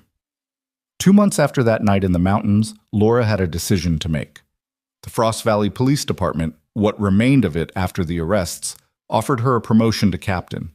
They wanted her to help rebuild, to restore trust in a department that had been thoroughly compromised. It was tempting, it was vindication, it was everything she'd worked toward, but it also meant going back to a place filled with painful memories, meant working in a building where corrupt officers had planned her murder, meant driving past the river where she'd nearly drowned. She turned it down. Instead, she accepted a position with the state police, working in their internal affairs division. It was a job that would let her do what she did best, rooting out corruption, holding bad cops accountable, fighting for integrity in law enforcement. And it was based in the state capital, just 2 hours from Frost Valley. Just 2 hours from Ethan and Lily. They'd returned to their cabin a month earlier, once the FBI was satisfied there were no remaining threats. Laura had visited twice, and each time felt more like coming home than returning to her own empty apartment ever had. On a Saturday afternoon in early spring, almost exactly 4 months after that night in the frozen river, Laura drove up the mountain to the cabin. The snow was melting, revealing green underneath, and birds were singing in the trees. The access road was muddy but passable, and when she pulled up to the cabin, Lily came running out to meet her. "Officer Laura, you're here! I've been waiting and waiting!" Laura scooped the little girl up in a hug, marveling at how much she'd grown in just a few weeks. Kids had a way of bouncing back that adults envied. Ethan appeared in the doorway, and Laura's breath caught. He was smiling, a real genuine smile that made her heart flutter. "Hey," he said. "Hey yourself." They'd been talking every day, video calls and text messages and long phone conversations late at night. They'd been taking it slow, building a foundation of friendship before rushing into anything else, but the connection was there, undeniable and growing stronger. "I made lunch," Ethan said. "Nothing fancy, just sandwiches, but we can eat outside. The weather's finally nice enough." They ate on the porch, with Ranger sprawled at their feet and Lily talking a mile a minute about everything and nothing. After lunch, Lily wanted to show Laura the fort she'd built in the woods, and they spent an hour exploring while Ethan cleaned up. When they returned, Ethan suggested a walk, just the two of them. Lily was happy to stay behind with Ranger and her art supplies, drawing pictures of all the adventures they'd had. Ethan led Laura down a familiar path, the one that led to the river, the same river where this had all started, where Laura had nearly died and Ranger had saved her life. But it looked different now. The ice was gone, replaced by rushing water that sparkled in the sunlight. The banks were lined with early wildflowers, and the air smelled like pine and earth and new beginnings. They walked to the spot where Ethan had pulled Laura from the water. Someone, probably Ethan, had placed a small memorial there, a simple stone with Fletcher's name and the words, "A good man who died doing right." Laura touched the stone gently. "He deserved better." "He got what he wanted," Ethan said. "He helped save someone who needed saving. He stood up to injustice. That's not a bad way to be remembered. They stood in silence for a moment, honoring the memory of a man they'd barely known but who'd given everything to help them. Then Ethan spoke again. Laura, I've been thinking about what comes next, for us. Yeah? These past few months, getting to know you, watching you with Lily, talking to you every day, it's been good. Better than good. It's been the best thing that's happened to me since Sarah died. Laura's heart was pounding. It's been pretty amazing for me, too. But I need to know if this is real. If this is something that can last beyond the crisis that brought us together, because Lily's getting attached. Hell, I'm getting attached. And we can't invest in something that's going to fall apart. I don't have a crystal ball, Laura said. I can't promise we'll never fight or struggle or face hard times, but I can promise that I'm all in, that whatever challenges come, I want to face them with you and Lily, if you'll have me. Ethan turned to face her fully, and his eyes were bright with emotion. Laura Bennett, you are the bravest, most stubborn, most incredible person I've ever met. You drove into a frozen river and came out fighting.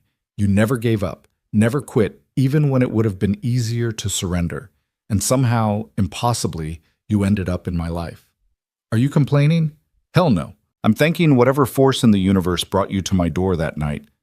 He reached into his pocket and pulled out something small. I know it's fast. I know we're probably crazy. But life's too short and too uncertain to waste time being cautious. He opened his hand, revealing a simple silver ring with a small diamond. Laura stopped breathing. This was Sarah's, Ethan said quietly. She would have liked you. She would have wanted Lily to have a mother who was brave and kind and strong. And I hope, she'd be happy that I found someone who makes me believe in second chances. Ethan, I'm not asking you to marry me tomorrow.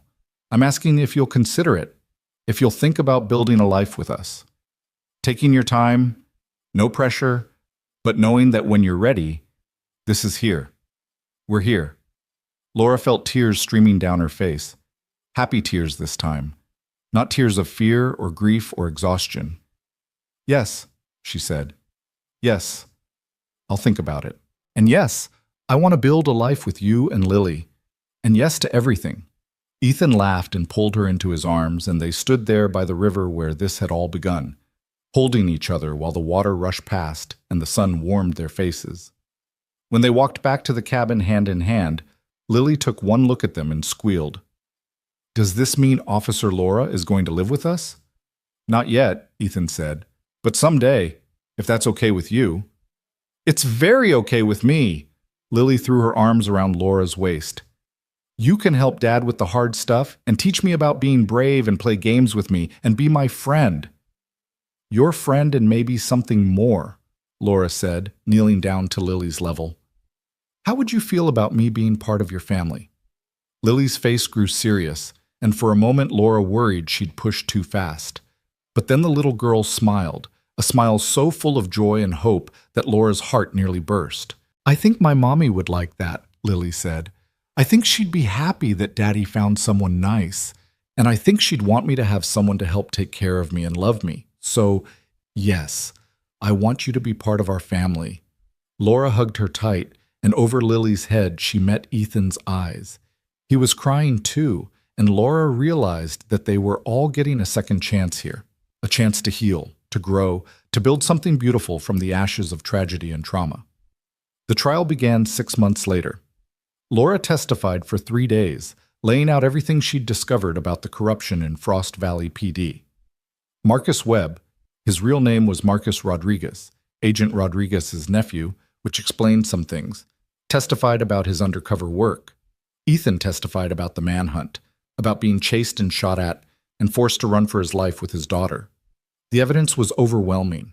Reeves and 8 of his co-conspirators received life sentences without possibility of parole.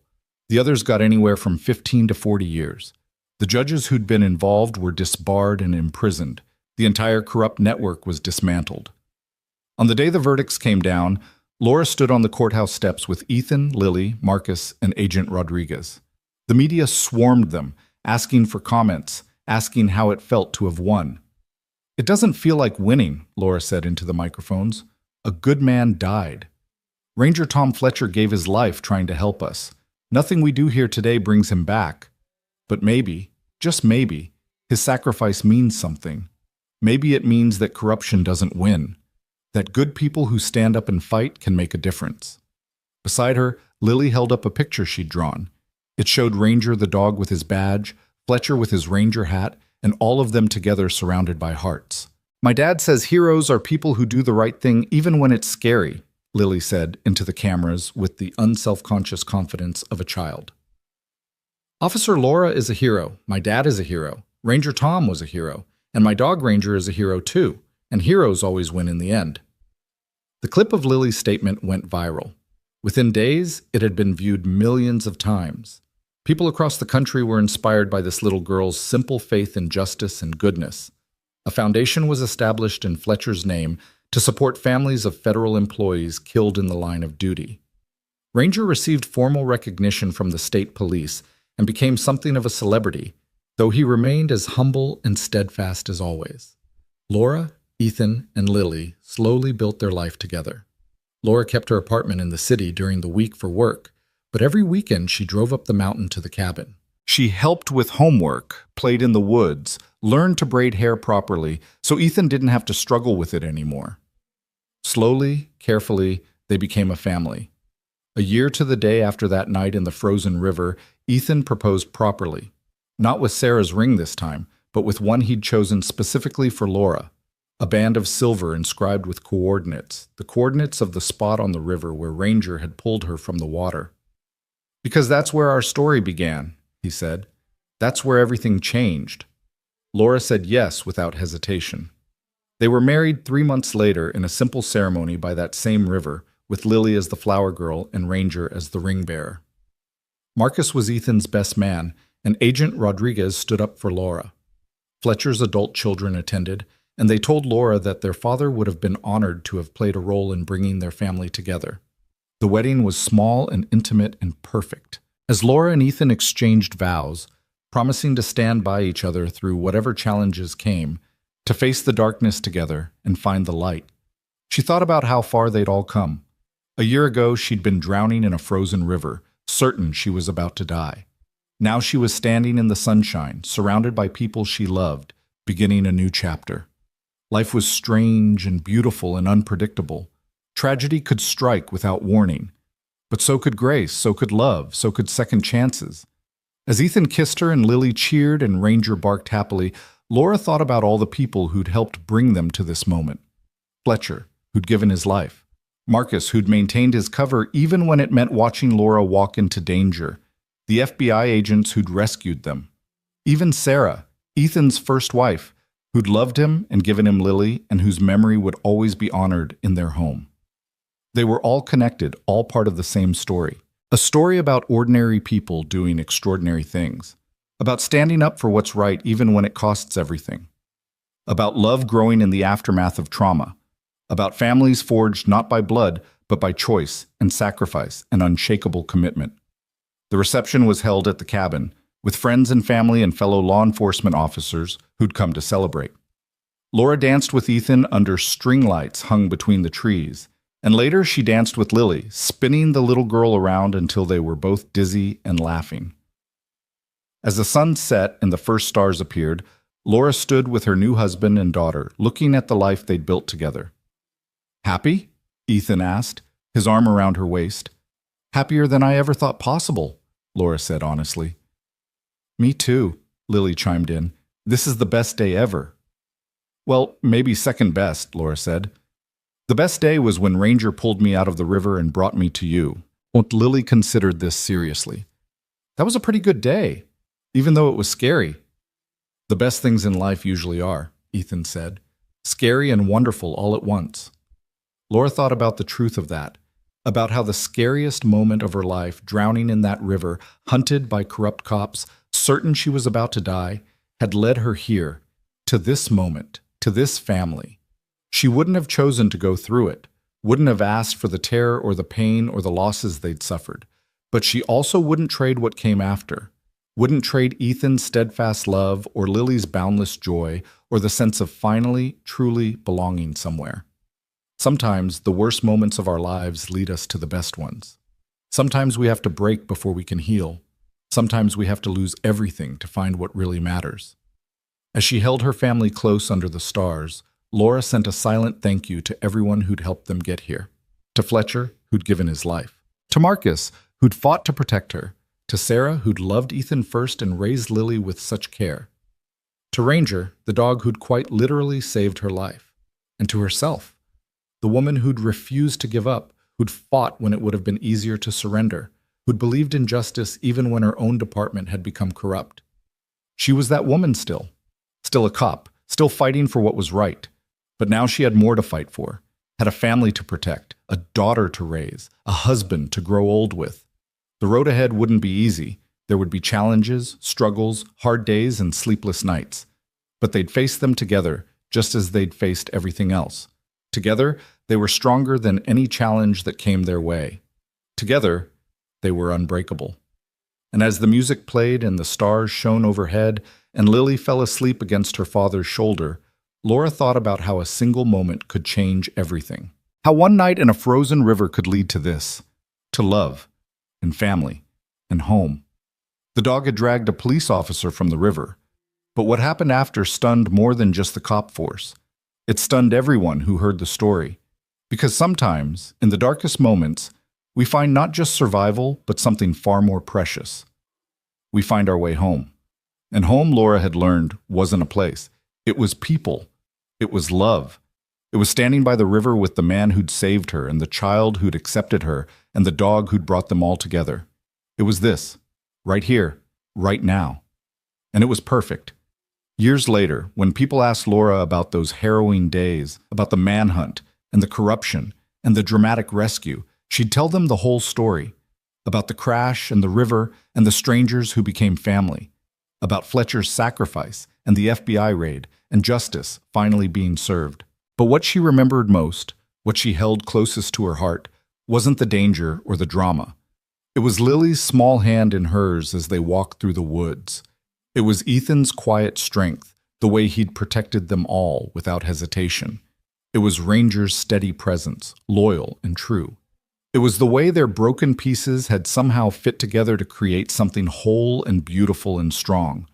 That was the real story. Not the corruption or the manhunt or the trials. The real story was about love growing in impossible circumstances, about family formed in fire and ice, about second chances and new beginnings, and the incredible resilience of the human heart. And that story didn't end with the trial verdicts or even the wedding. It continued every day, in every laugh and every struggle, and every moment they chose each other. It would continue for the rest of their lives. Because some bonds, forged in crisis and tempered by love, are truly unbreakable. And theirs was one of them. The end.